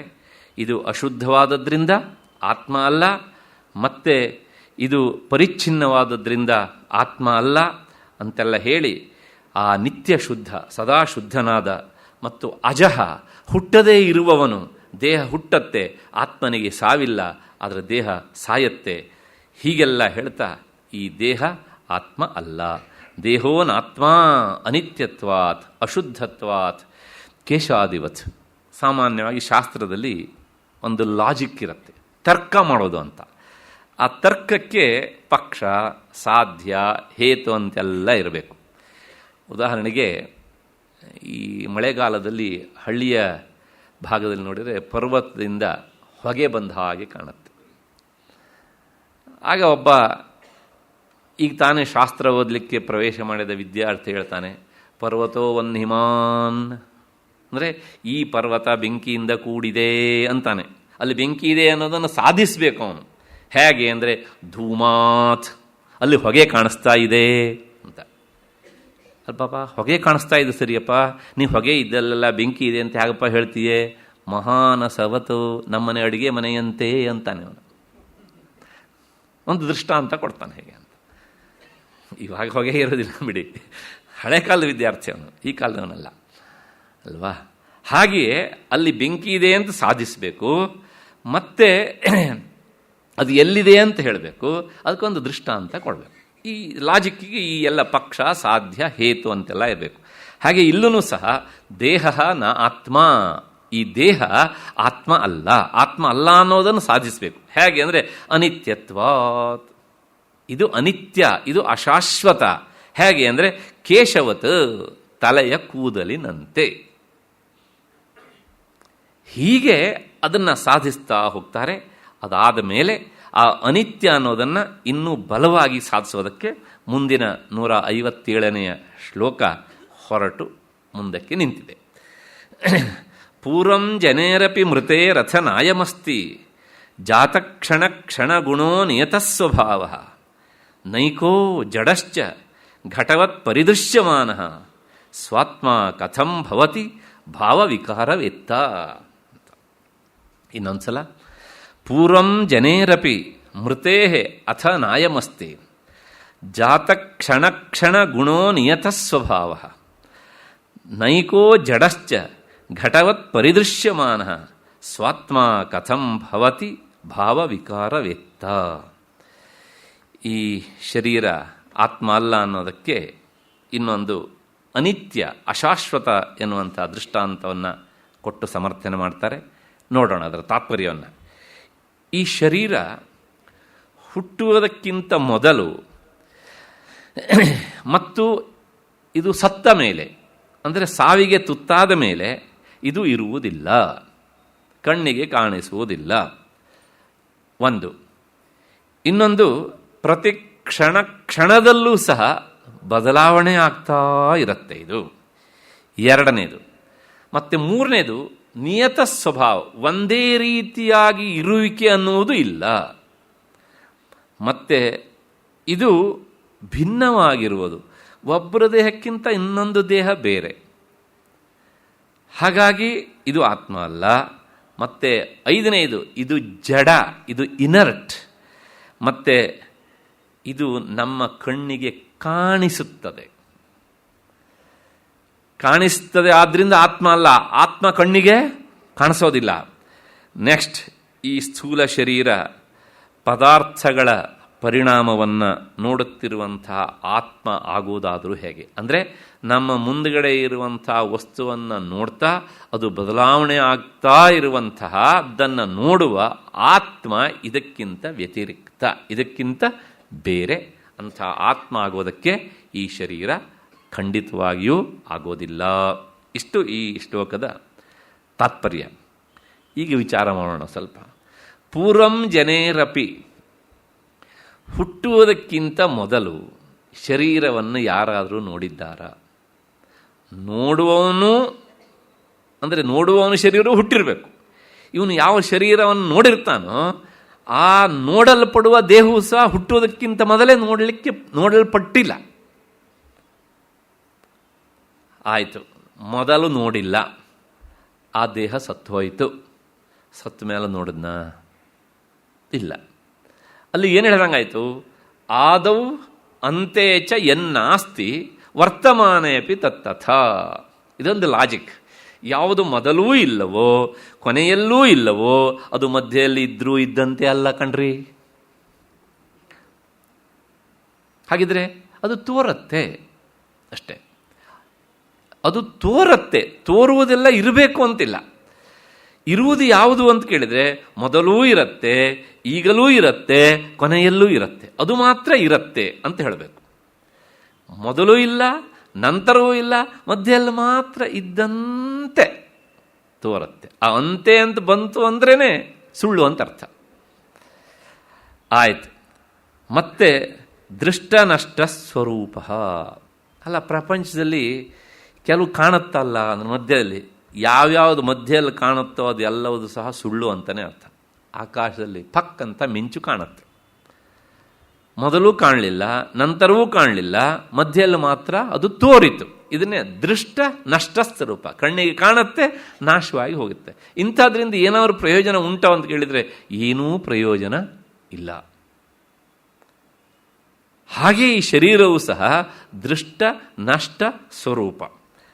ಮತ್ತೆ ಇನ್ನೊಂದಂದರೆ ಇದರ ಸ್ವಭಾವ ಹೇಗೆ ಕೇಳಿದರೆ ಕ್ಷಣೇ ಕ್ಷಣೇ ಅದು ನಾಶ ಆಗ್ತಾ ಇರುತ್ತೆ.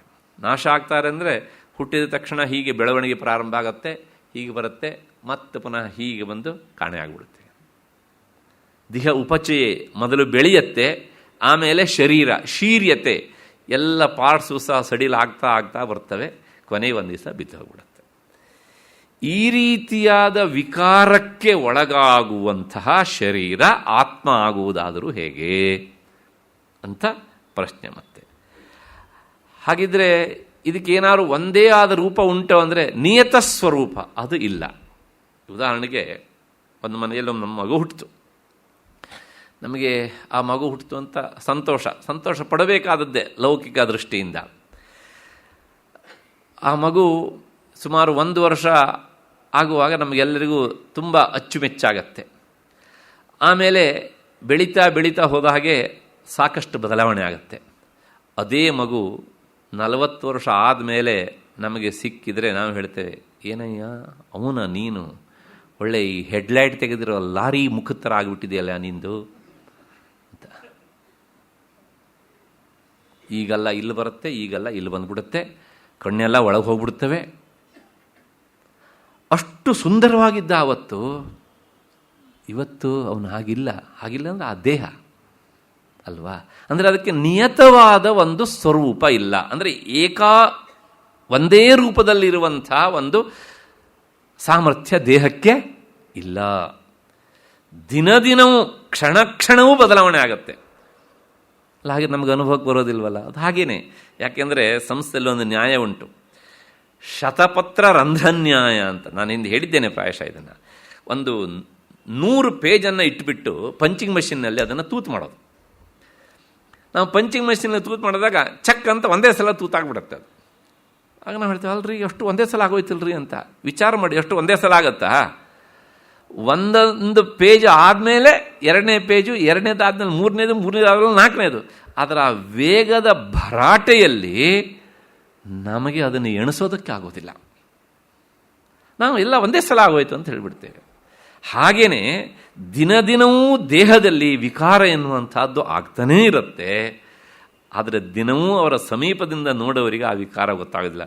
1-2 ವರ್ಷ ಬಿಟ್ಟು ನೋಡಿದಾಗ ಗೊತ್ತಾಗುತ್ತೆ, ಓಹೋ ಹಿಂದಿನ ಸಲ ಇವರು ಸಿಕ್ಕಿದಾಗ ತಲೆಯಲ್ಲಿ ಇಷ್ಟೊಂದು ಕಪ್ಪು ಕೂದಲುಗಳಿದ್ದು, ಈ ಸಲ ಸಿಕ್ಕಾಗ ಎಲ್ಲ ಬದಲಾವಣೆ ಆಗಿಬಿಟ್ಟಿವೆ ಅಂತ. ಮೊದಲು ಇದ್ವು, ಈಗ ಇಲ್ಲ, ಹೀಗೆ ಏನೇನೋ ಬದಲಾವಣೆಗಳು. ಹಾಗಾಗಿ ದೇಹಕ್ಕೆ ನಿಯತವಾದಂತಹ ಒಂದು ಸ್ವರೂಪ ಅನ್ನೋದು ಇಲ್ಲ. ಒಂದು ಹೋಗಲಿ, ಒಂದೇ ಜನ್ಮದಲ್ಲೂ ಇಲ್ಲ. ಬೇರೆ ಬೇರೆ ದೇಹ, ಈ ದೇಹ ಅದ್ರೊಳಗೆ ಸಮಾನವಾಗಿರುತ್ತೆ ಅಂದರೆ ಅದೂ ಸಹ ಇಲ್ಲ. ಇನ್ನೊಂದು ಉದಾಹರಣೆ ಹೇಳಬೇಕು ಅಂದರೆ, ಅದು ಘಟವತ್ ದೃಶ್ಯತೆ. ಯಾವುದು ಅದು ಮಡಕೆಯಂತೆ ಕಾಣುತ್ತೆ, ಆದ್ದರಿಂದ ಅದು ಆತ್ಮ ಅಲ್ಲ ಅಂತ. ಯಾವುದು ನಮ್ಮ ಕಣ್ಣಿಗೆ ಕಾಣತ್ತೋ, ಅಂದರೆ ನಮ್ಮಿಂದ ಯಾವುದು ನೋಡಲ್ಪಡತ್ತೋ, ನೋಡಲ್ಪಡುವುದು ಎಂದೂ ಆತ್ಮನಲ್ಲ. ನೋಡುವವನು ಆತ್ಮನೇ ಅಷ್ಟೇ ಹೊರತುನು ನೋಡಲ್ಪಡುವುದು ಆತ್ಮ ಅಲ್ಲ. ಹಾಗಿದ್ರೆ ಇಲ್ಲೊಂದು ಬಕೆಟ್ ಇದೆ, ಪಕ್ಕದಲ್ಲೊಂದು ಬಕೆಟ್ ಇದೆ. ಈ ಬಕೆಟನ್ನು ನೋಡ್ತಾ ಇದೆ ಅಂತ ಯಾರು ಹೇಳ್ತಾರ? ಯಾಕೆ? Both are inert. ಇದು ಜಡ, ಅದು ಜಡ. ಒಂದು ಜಡ ಇನ್ನೊಂದು ಜಡವನ್ನು ನೋಡೋದಿಲ್ಲ. ನೋಡುವಿಕೆ ಎನ್ನುವಂಥದ್ದು ಅದು ಚೈತನ್ಯ ಧರ್ಮವೇ ಅಷ್ಟೇ ಹೊರತು ಜಡದ ಸ್ವಭಾವ ಅಲ್ಲ. ಹಾಗೆಯೇ ಆತ್ಮ ದೇಹವನ್ನು ನೋಡ್ತಾನೆ, ಇದು ನೋಡಲ್ಪಡತ್ತೆ. ನೋಡಲ್ಪಡುವುದರಿಂದಲೇ ದೇಹ ಆತ್ಮ ಅಲ್ಲ. ನೋಡುವವನು ಆತ್ಮ, ನೋಡಲ್ಪಡುವುದು ಆತ್ಮ ಅಲ್ಲ. ಮತ್ತೆ ಏತಾದೃಶ ಭಾವವಿಕಾರವೇತ್ತ, ಮತ್ತೆ ಒಳಗಿನ ಆತ್ಮ ಈ ದೇಹ ಆಗೋದಕ್ಕೆ ಸಾಧ್ಯ ಇಲ್ಲ. ಯಾಕೆ ಕೇಳಿದರೆ, ಈ ದೇಹದಲ್ಲಿ ಆಗ್ತಾ ಇರುವಂಥ ಎಲ್ಲ ತರಹದ ಬದಲಾವಣೆಗಳನ್ನು ಆತ ನೋಡ್ತಾ ಇರ್ತಾನೆ. ಭಾವವಿಕಾರ ಅಸ್ತಿ, ಜಾಯತೆ, ವರ್ಧತೆ, ವಿಪರಿಣಮತೆ, ಅಪಕ್ಷೀಯತೆ, ನಶ್ಯತೆ. ಪ್ರತಿಯೊಂದು ವಸ್ತುವಿಗೂ 6 ತರಹದ ವಿಕಾರಗಳಿರ್ತವೆ. ಈ ದೇಹ ಹುಟ್ಟಿದಾಗ ನಮಗೆ ತಕ್ಷಣ ಗೊತ್ತಾಗೋದಿಲ್ಲ. ಯಾಕೆಂದರೆ ಆಗ ನೋಡುವ ಆತ್ಮನನ್ನು ಹಿಡಿದು ತೋರಿಸುವ ನಮ್ಮ ಬುದ್ಧಿಗೆ ಅಷ್ಟು ಶಕ್ತಿ ಇರೋದಿಲ್ಲ. ಇಂಟೆಲೆಕ್ಚುಯಲ್ ಅಂತ ನಾವು ಏನು ಹೇಳ್ತೇವಲ್ಲ, ಅದಷ್ಟು ಬೆಳೆದಿರೋದಿಲ್ಲ. ಹಾಗಾಗಿ ನಮ್ಗೆ ಗೊತ್ತಾಗೋದಿಲ್ಲ ನಾವು ಹುಟ್ಟಿದ್ದೇವೋ ಇಲ್ವೋ ಅಂತ. ಆಮೇಲೆ ಗೊತ್ತಾಗೋದಕ್ಕೆ ಪ್ರಾರಂಭ ಆಗುತ್ತೆ. ಅಂದ ಮಾತ್ರಕ್ಕೆ ಆತ್ಮ ನೋಡೋದಿಲ್ಲ ಅಂತಲ್ಲ, ಆತ್ಮ ನೋಡ್ತಾನೆ. ಆತ್ಮನ ಇರುವಿಕೆಯನ್ನು ಪ್ರಕಟಪಡಿಸುವಂಥ ಇನ್ಸ್ಟ್ರೂಮೆಂಟ್ ಅಂತ ಮೈಂಡ್ ಮತ್ತು ಇಂಟೆಲೆಕ್ಚುಯಲ್ ಅವುಗಳು ಇನ್ನೂ ಬಲ್ತಿರೋದಿಲ್ಲ. ಕೊನೆಗೆ ಹಂತ ಹಂತವಾಗಿ ಎಲ್ಲವುದನ್ನು ಸಹ ನೋಡ್ತಾ ಬರ್ತಾನೆ. ನನಗೆ ಕಾಯಿಲೆ ಬಂದಿದೆ, ನನಗೇಂದ್ರೆ ಈ ದೇಹಕ್ಕೆ ಕಾಯಿಲೆ ಬಂದಿದೆ, ಇದಕ್ಕೆ ಆರೋಗ್ಯ ಇಲ್ಲ, ಇದೆಲ್ಲ ಭಾವವಿಕಾರಗಳು. ಅಂದರೆ ಹುಟ್ಟಿನಿಂದ ಹಿಡಿದು ಸಾಯುವವರೆಗೆ, ಕೊನೆಗೆ ಮರಣಾವಸ್ಥೆ ಬಂದಾಗಲೂ ಸಹ ಗೊತ್ತಾಗುತ್ತೆ. ಎಷ್ಟರ ಮಟ್ಟಿಗೆ, ಓಹೋ ನಾನಿನ್ನು ಬಹಳ ಕಾಲ ಇರುವುದಿಲ್ಲ, ಈ ದೇಹ ಬಿದ್ದು ಹೋಗುತ್ತೆ. ಮೂಢನಾದವನು ಏನು ಮಾಡ್ತಾನೆ, ನಾನು ಬಹಳ ಕಾಲ ಇರೋದ್ರೆ ಆತ್ಮನೇ ಸಾಯುತ್ತೆ ಅಂತ ಅಂದ್ಕೊಳ್ತಾನೆ. ವಿವೇಕಿ ಆದವನು ಏನು ಅಂದ್ಕೊಳ್ತಾನೆ, ಈ ದೇಹ ಇನ್ನು ಬಿದ್ದು ಹೋಗೋ ಕಾಲ ಬಂತು ಅಂತ. ಹೀಗೆ ಈ 6 ತರಹದ ವಿಕಾರಗಳಿಗೆ ಒಳಗಾಗುವಂತಹ ಈ ದೇಹ ಆತ್ಮ ಆಗುವುದಾದರೂ ಹೇಗೆ? ಆದ್ದರಿಂದ ದಿಸ್ ಬಾಡಿ ಈಸ್ ನಾಟ್ ಸೋಲ್ ಅಷ್ಟೇ. ಶರೀರ ಆತ್ಮನಲ್ಲ, ಆತ್ಮ ಶರೀರ ಆಗೋದಕ್ಕೆ ಸಾಧ್ಯ ಇಲ್ಲ. ಆದ್ದರಿಂದ ಇನ್ನೊಂದು ಲಾಜಿಕ್, ದೇಹ ನ ಆತ್ಮ, ಈ ದೇಹ ಆತ್ಮ ಅಲ್ಲ. ಯಾಕಲ್ಲಪ್ಪ ಕೇಳಿದರೆ, ದೃಶ್ಯತ್ವಾತ್, ಅದು ಕಣ್ಣಿಗೆ ಕಾಣಿಸತ್ತೆ, ಅಂದರೆ ಅದು ನೋಡಲ್ಪಡತ್ತೆ, ಆದ್ದರಿಂದ ಅದು ಆತ್ಮ ಅಲ್ಲ. ಅಲ್ಲ, ನೋಡಲ್ಪಡುವುದಲ್ಲ, ಆತ್ಮ ಅಲ್ಲ ಅಂತ ನೀನು ಹೇಗೆ ಹೇಳ್ತೀಯ ಅಂತ ಕೇಳಿದರೆ, ಘಟವತ್, ಮಡಿಕೆಯಂತೆ. ಮಡಿಕೆ ಕಣ್ಣಿಗೆ ಕಾಣುತ್ತೆ, ಅದರಿಂದ ಅದು ಆತ್ಮ ಅಲ್ಲ. ಹೇಗೋ ಹಾಗೆ. ಹೀಗೆ ಈ ದೇಹ ಆತ್ಮ ಅಲ್ಲ ಅಂತ. ಆದರೂ ಶಿಷ್ಯನಿಗೆ ಅನುಮಾನ, ಅಲ್ಲ ಗುರುಗಳೇ, ನನಗನ್ಸುತ್ತೆ ಇಲ್ರಿ, ದೇಹ ಆತ್ಮ ಅಂತ ಒಪ್ಕೊಂಡ್ಬಿಟ್ರೆ ಇಷ್ಟೆಲ್ಲ ಈ ಲಾಜಿಕ್ಕೆಲ್ಲ ಮಾಡೋ ಅವಶ್ಯಕತೆಯೇ ಇಲ್ವಲ್ಲ, ಸಲೀಸ ಒಪ್ಕೋಬೋಣ ಅಂತಂದರೆ ಅವಳು ಹೇಳ್ತಾರೆ, ಇಲ್ಲಪ್ಪ ನೋಡಿ, ಆ ಕಳಕಳಿ ಯಥಾರ್ಥ ವಿಷಯವನ್ನು ತಿಳಿಸ್ಲಿಕ್ಕೆ ಹೊರಟವನಿಗೆ ಯಾವಳು ತುಂಬ ಕಷ್ಟ ಆಗತ್ತೆ. ಸತ್ಯವನ್ನು ತಿಳಿಸೋದುಂಟಲ್ಲ ಬಹಳ ಕಷ್ಟ, ಅಸತ್ಯವನ್ನು ತಿಳಿಸೋದುಂಟಲ್ಲ ಬಹಳ ಸುಲಭ. ಅದಕ್ಕೇನು ಕಷ್ಟಪಡಬೇಕಾದದ್ದಿಲ್ಲ. ಹಾಗಾಗಿ ಸತ್ಯವನ್ನು ತಿಳಿಸೋದಕ್ಕೋಸ್ಕರ ತಾನೇ ಇಂಥ ಗ್ರಂಥಗಳು ಹೊರಟಿರೋದು. ಸುಳ್ಳನ್ನು ಹೇಳೋದಕ್ಕೆ ಗ್ರಂಥಗಳ ಅವಶ್ಯಕತೆ ಇದೆಯಾ? ಸುಳ್ಳನ್ನು ಹೇಳುವ ಗ್ರಂಥ ಅಂತ ಯಾರೋ ಬರೀತಾರಾ? ಇಲ್ಲ. ಯಾಕೆ ಹೇಳಿ? ಅದು ಬೇಕಾಗಿಲ್ಲರಿ. ದಿನ ಬೆಳಗಾವೆ ಸಂಜೆವರೆಗೆ ಅದೇ ಸಿಗತ್ತೆ ಹೊರಗಡೆಗೆ. ಅದಕ್ಕೆ ಯಾಕೆ ಗ್ರಂಥ ಬೇಕು? ಬೇಕಾಗಿಲ್ಲ. ಅದಕ್ಕೋಸ್ಕರ ಆ ಶಿಷ್ಯನ ಮನಸ್ಸಿನಲ್ಲಿ ಬಂದಂತಹ ಸಂಶಯವನ್ನು ಪರಿಹಾರ ಮಾಡೋದಕ್ಕೆ ಮತ್ತೆ ಇನ್ನೊಂದು ಹೇತು, ಉದಾಹರಣೆಯನ್ನು, ಕಾರಣವನ್ನು ಕೊಟ್ಟು ಸಮರ್ಥನೆ ಮಾಡ್ತಾರೆ. ಪಾಣಿಪಾದಾದಿಮಾನ್ ದೇಹ ನಾತ್ಮ ವ್ಯಂಗೇಪಿ ಜೀವನಾತ್ ತತ್ತಚ್ಛಕ್ತೇ ಅನಾಶಾಚ್ಚ ನ ನಿಯಮ್ಯೋ ನಿಯಾಮಕಃ. ಪಾಣಿಪಾದಾದಿಮಾನ್ ದೇಹ ನ ಆತ್ಮ ವ್ಯಂಗೇಪಿ ಜೀವನಾತ್ ತತ್ತಚ್ಛಕ್ತೇ ಅನಾಶಾಚ್ಚ ನ ನಿಯಮ್ಯ ನಿಯಾಮಕಃ.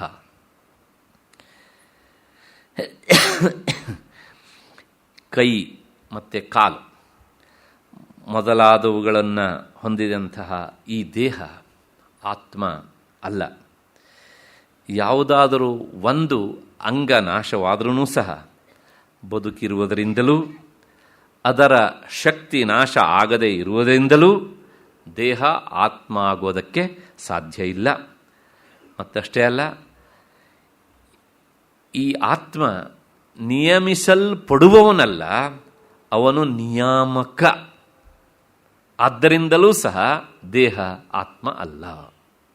ಇಷ್ಟು ಈ ಶ್ಲೋಕದ ಶಬ್ದಶಃ ಅರ್ಥ.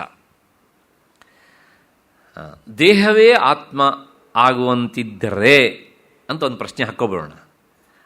ಆಗ ಏನಾಗಬೇಕಾಗಿತ್ತು ಅಂದರೆ, ಪಾಣಿಪಾದ ಅಧಿಮಾನ್ ದೇಹ, ಪಾಣಿ ಅಂದರೆ ಕೈ, ಪಾದ ಅಂದರೆ ಕಾಲು, ಇವುಗಳಿಂದ ಕೂಡಿದಂತಹ ದೇಹ ಆತ್ಮ ಆಗತ್ತೇ ಅಂತ ಹೇಳಿದರೆ ಆಗ ಒಂದು ಸಮಸ್ಯೆ. ಒಬ್ಬ ಇದ್ದಾನೆ, ಕೈಯೇ ಇಲ್ಲ ಅವನಿಗೆ, ಅಥವಾ ಕೈ ಇದೆ ಚೊಟ್ಟ, ಸಂಸ್ಕೃತದಲ್ಲಿ ಅಂಥವನನ್ನು ಕುಣಿಹಿ ಅಂತ ಕರೀತಾರೆ. ಕನ್ನಡದ ಕುಣಿ ಅಲ್ಲ, ಕುಣಿಹಿ. ಕುಣಿ ಅಂದರೆ ಕೈ ಇಲ್ಲದೆ ಇರುವವನು ಅಂತ ಅರ್ಥ. ಅದಕ್ಕೆ ಪಾದ ಇಲ್ಲದೆ ಇರುವವನು ಖಂಜಹ ಅಂತ. ಇಂಥವರೆಲ್ಲ ಬದುಕಿರ್ತಾರ ಇಲ್ವಾ? ದೇಹವೇ ಆತ್ಮ ಆದದ್ದಿದ್ರೆ ಅವರು ಹೇಗೆ ಬದುಕಿರೋದಕ್ಕೆ ಸಾಧ್ಯ? ಆ ದೇಹ ವಿಕಲ ಆದ ಕ್ಷಣದಲ್ಲಿಯೇ ಸತ್ತೋಗ್ಬೇಕಿತ್ತಲ್ವಾ? ಆದ್ದರಿಂದ ವ್ಯಂಗ್ಯೇಪಿ ಜೀವನಾತ್, ಅಂಗಾಂಗ ವಿಹೀನನಾದವರೂ ಸಹ ಬದುಕಿರ್ತಾರೆ. ಹಾಗೆ ಬದುಕಿರುವುದರಿಂದಲೇ ಗೊತ್ತಾಗತ್ತೆ ದೇಹ ಆತ್ಮ ಅಲ್ಲ. ಮತ್ತೆ ಅಕಸ್ಮಾತ್ತಾಗಿ ಒಬ್ಬನಿಗೆ ಕೈ ಇಲ್ಲ ರೀ, ಆರ್ಟಿಫಿಷಿಯಲ್ ಆದಂಥ ಕೈಯನ್ನು ಜೋಡಿಸ್ತೀರ ನೀವು. ತತ್ತಚ್ಛಕ್ತೇ ಅನಾಶಾಚ್ಯ, ಅದಕ್ಕೆ ಸಂಬಂಧಪಟ್ಟಂಥ ಶಕ್ತಿ ಅಲ್ಲಿ ಇರುತ್ತೆ. ಹಾಗಾಗಿ ಆ ಆರ್ಟಿಫಿಷಿಯಲ್ ಕೈಯಿಂದನೇ ಕೆಲಸ ಮಾಡ್ತಾನೆ ಅವನು. ಆ ಶಕ್ತಿ ನಾಶ ಆಗಲಿಲ್ಲ ಅಂತ ಆದರೆ ನೋಡಿ, ಆ ಪಾರ್ಟ್ ಇಲ್ಲ, ಆದರೆ ಶಕ್ತಿ ಇದೆ ಅಂದರೆ ಆ ಪಾರ್ಟೇ ಆತ್ಮ ಅಲ್ಲ. ನೀವು ಆರ್ಟಿಫಿಷಿಯಲ್ ಆದಂಥದ್ದನ್ನು ಜೋಡಿಸಿದಾಗ ಆ ಶಕ್ತಿ ಮೂಲಕ ಕೆಲಸ ಮಾಡ್ತಾನೆ. ಒಬ್ಬನಿಗೆ ಕಾಲಿಲ್ಲ, ಆರ್ಟಿಫಿಷಿಯಲ್ ಅಂತ ಕಾಲನ್ನು ಹಾಕ್ತಾರೆ, ಜೋಡಿಸ್ತಾರೆ, ಅದನ್ನು ನಡೆದಾಡ್ತಾನೆ ಅವನು. ಅಂದರೆ ಆ ಶಕ್ತಿ ಇದೆ ಅಂತಾಯಿತು ಅಲ್ಲಿಗೆ. ಆದ್ದರಿಂದ ತತ್ತಚ್ಛಕ್ತೇ ಅನಾಶಾಚ್ಯ, ಆ ಶಕ್ತಿ ಇರುವುದರಿಂದಲೂ, ಅಂಗಾಂಗ ಹೀನವಾದರೂ ಬದುಕಿರುವುದರಿಂದಲೂ ದೇಹ ಎನ್ನುವಂಥದ್ದು ಆತ್ಮ ಅಲ್ಲ. ಇನ್ನು ಮೂರನೇದು, ನ ನಿಯಮ್ಯ ನಿಯಾಮಕ. ನೋಡಿ, ಪ್ರಪಂಚದಲ್ಲಿ ನಿಯಮ್ಯ ನಿಯಾಮಕ ಅಂತ ಈ ಎರಡು ಗುಂಪಿದೆ. ನಿಯಮಕ್ಕೆ ಒಳಗಾಗುವುದು ಅದು ನಿಯಮ್ಯ. ಯಾವುದು ಯಾವುದನ್ನು ನಿಯಮನಗೊಳಿಸತ್ತೋ ಅದು ನಿಯಾಮಕ. ಪ್ರಶ್ನೆ ಇಷ್ಟೇ, ಚೈತನ್ಯ ವಸ್ತು ಯಾವಾಗಲೂ ಸಹ ಅದು ನಿಯಮ್ಯ ಅಲ್ಲ, ಅದು ನಿಯಾಮಕ. ದೇಹ ಯಾವಾಗಲೂ ಸಹ ನಿಯಮ್ಯವೇ ಹೊರತನು, ಅದು ನಿಯಾಮಕ ಅಲ್ಲ. ಇದನ್ನೆಲ್ಲ ನಾವು ನಮ್ಮ ಜೀವಮಾನದಲ್ಲಿ ಒಂದ್ಸಲನೂ ವಿಚಾರಣೆ ಮಾಡೋದಿಲ್ಲ ಕಣ್ರಿ. ಈ ಉದಾಹರಣೆ, ನಾವು ಹೀಗೆ ಕೂತಿರ್ತೇವೆ, ಈ ಕಾಲನ್ನು ಇಲ್ಲಿದ್ದನ್ನು ಎತ್ತಿ ಈಚೆಲ್ಲಿ ಇಡ್ತೇವೆ. ಯಾಕೆ ಇಟ್ರಿ ಅಂದರೆ ಒಳಗಡೆಯಿಂದ ಯಾವುದೋ ಒಂದು ಏನು ಮಾಡ್ತಾ ಇದೆ, ನಿಯಾಮಕ ಶಕ್ತಿ ಕೆಲಸ ಮಾಡ್ತಾ ಇದೆ ಅಲ್ವಾ? ಹಾಗಾಗಿ ಆ ನಿಯಾಮಕ ಶಕ್ತಿ ಹೇಳಿದ ಹಾಗೆ ಈ ದೇಹ ಕೆಲಸ ಮಾಡುತ್ತೆ. ಅದು ಹೇಗೆ ಕೆಲಸ ಮಾಡುತ್ತೆ? ನಮ್ಮ ಬುದ್ಧಿ ವಿಚಾರ ಮಾಡುವುದರ ಒಳಗಾಗಿ ಅದು ಕೆಲಸ ಮಾಡಿಸಿ ಎಷ್ಟೋ ಹೊತ್ತಾಗಿಬಿಡುತ್ತೆ. ಹಾಗಾಗಿ ದೇಹ ಆ ಆತ್ಮವಸ್ತುವಿನ ನಿಯಮಕ್ಕೆ ಒಳಪಡುತ್ತೆ, ಆದ್ದರಿಂದ ಅದು ಆತ್ಮವಲ್ಲ. ಯಾವುದು ನಿಯಮಕ್ಕೆ ಒಳಪಡುತ್ತೋ ಅದು ಆತ್ಮವಲ್ಲ. ಯಾವುದು ನಿಯಮನ ಮಾಡುತ್ತೋ ಅಂದರೆ ಕಂಟ್ರೋಲ್ ಮಾಡುತ್ತೋ, ತನ್ನ ಹದ್ದುಬಸ್ತಿನಲ್ಲಿ ಇರಿಸಿಕೊಳ್ಳುತ್ತೋ ಅದು ಆತ್ಮ. ಹೀಗೆ ನಿಯಮ್ಯ ನಿಯಾಮಕ ಭಾವದಿಂದಲೂ ದೇಹ ಆತ್ಮ ಆಗೋದಕ್ಕೆ ಸಾಧ್ಯ ಇಲ್ಲ. ಮತ್ತು ಅಂಗಾಂಗ ಊನ ಆಗಿದ್ರೂ ಆ ಶಕ್ತಿಯಲ್ಲಿ ಇರುತ್ತೆ. ಆದ್ದರಿಂದ ದೇಹವೇ ಅಥವಾ ಅಂಗಾಂಗವೇ ಆತ್ಮ ಅಲ್ಲ.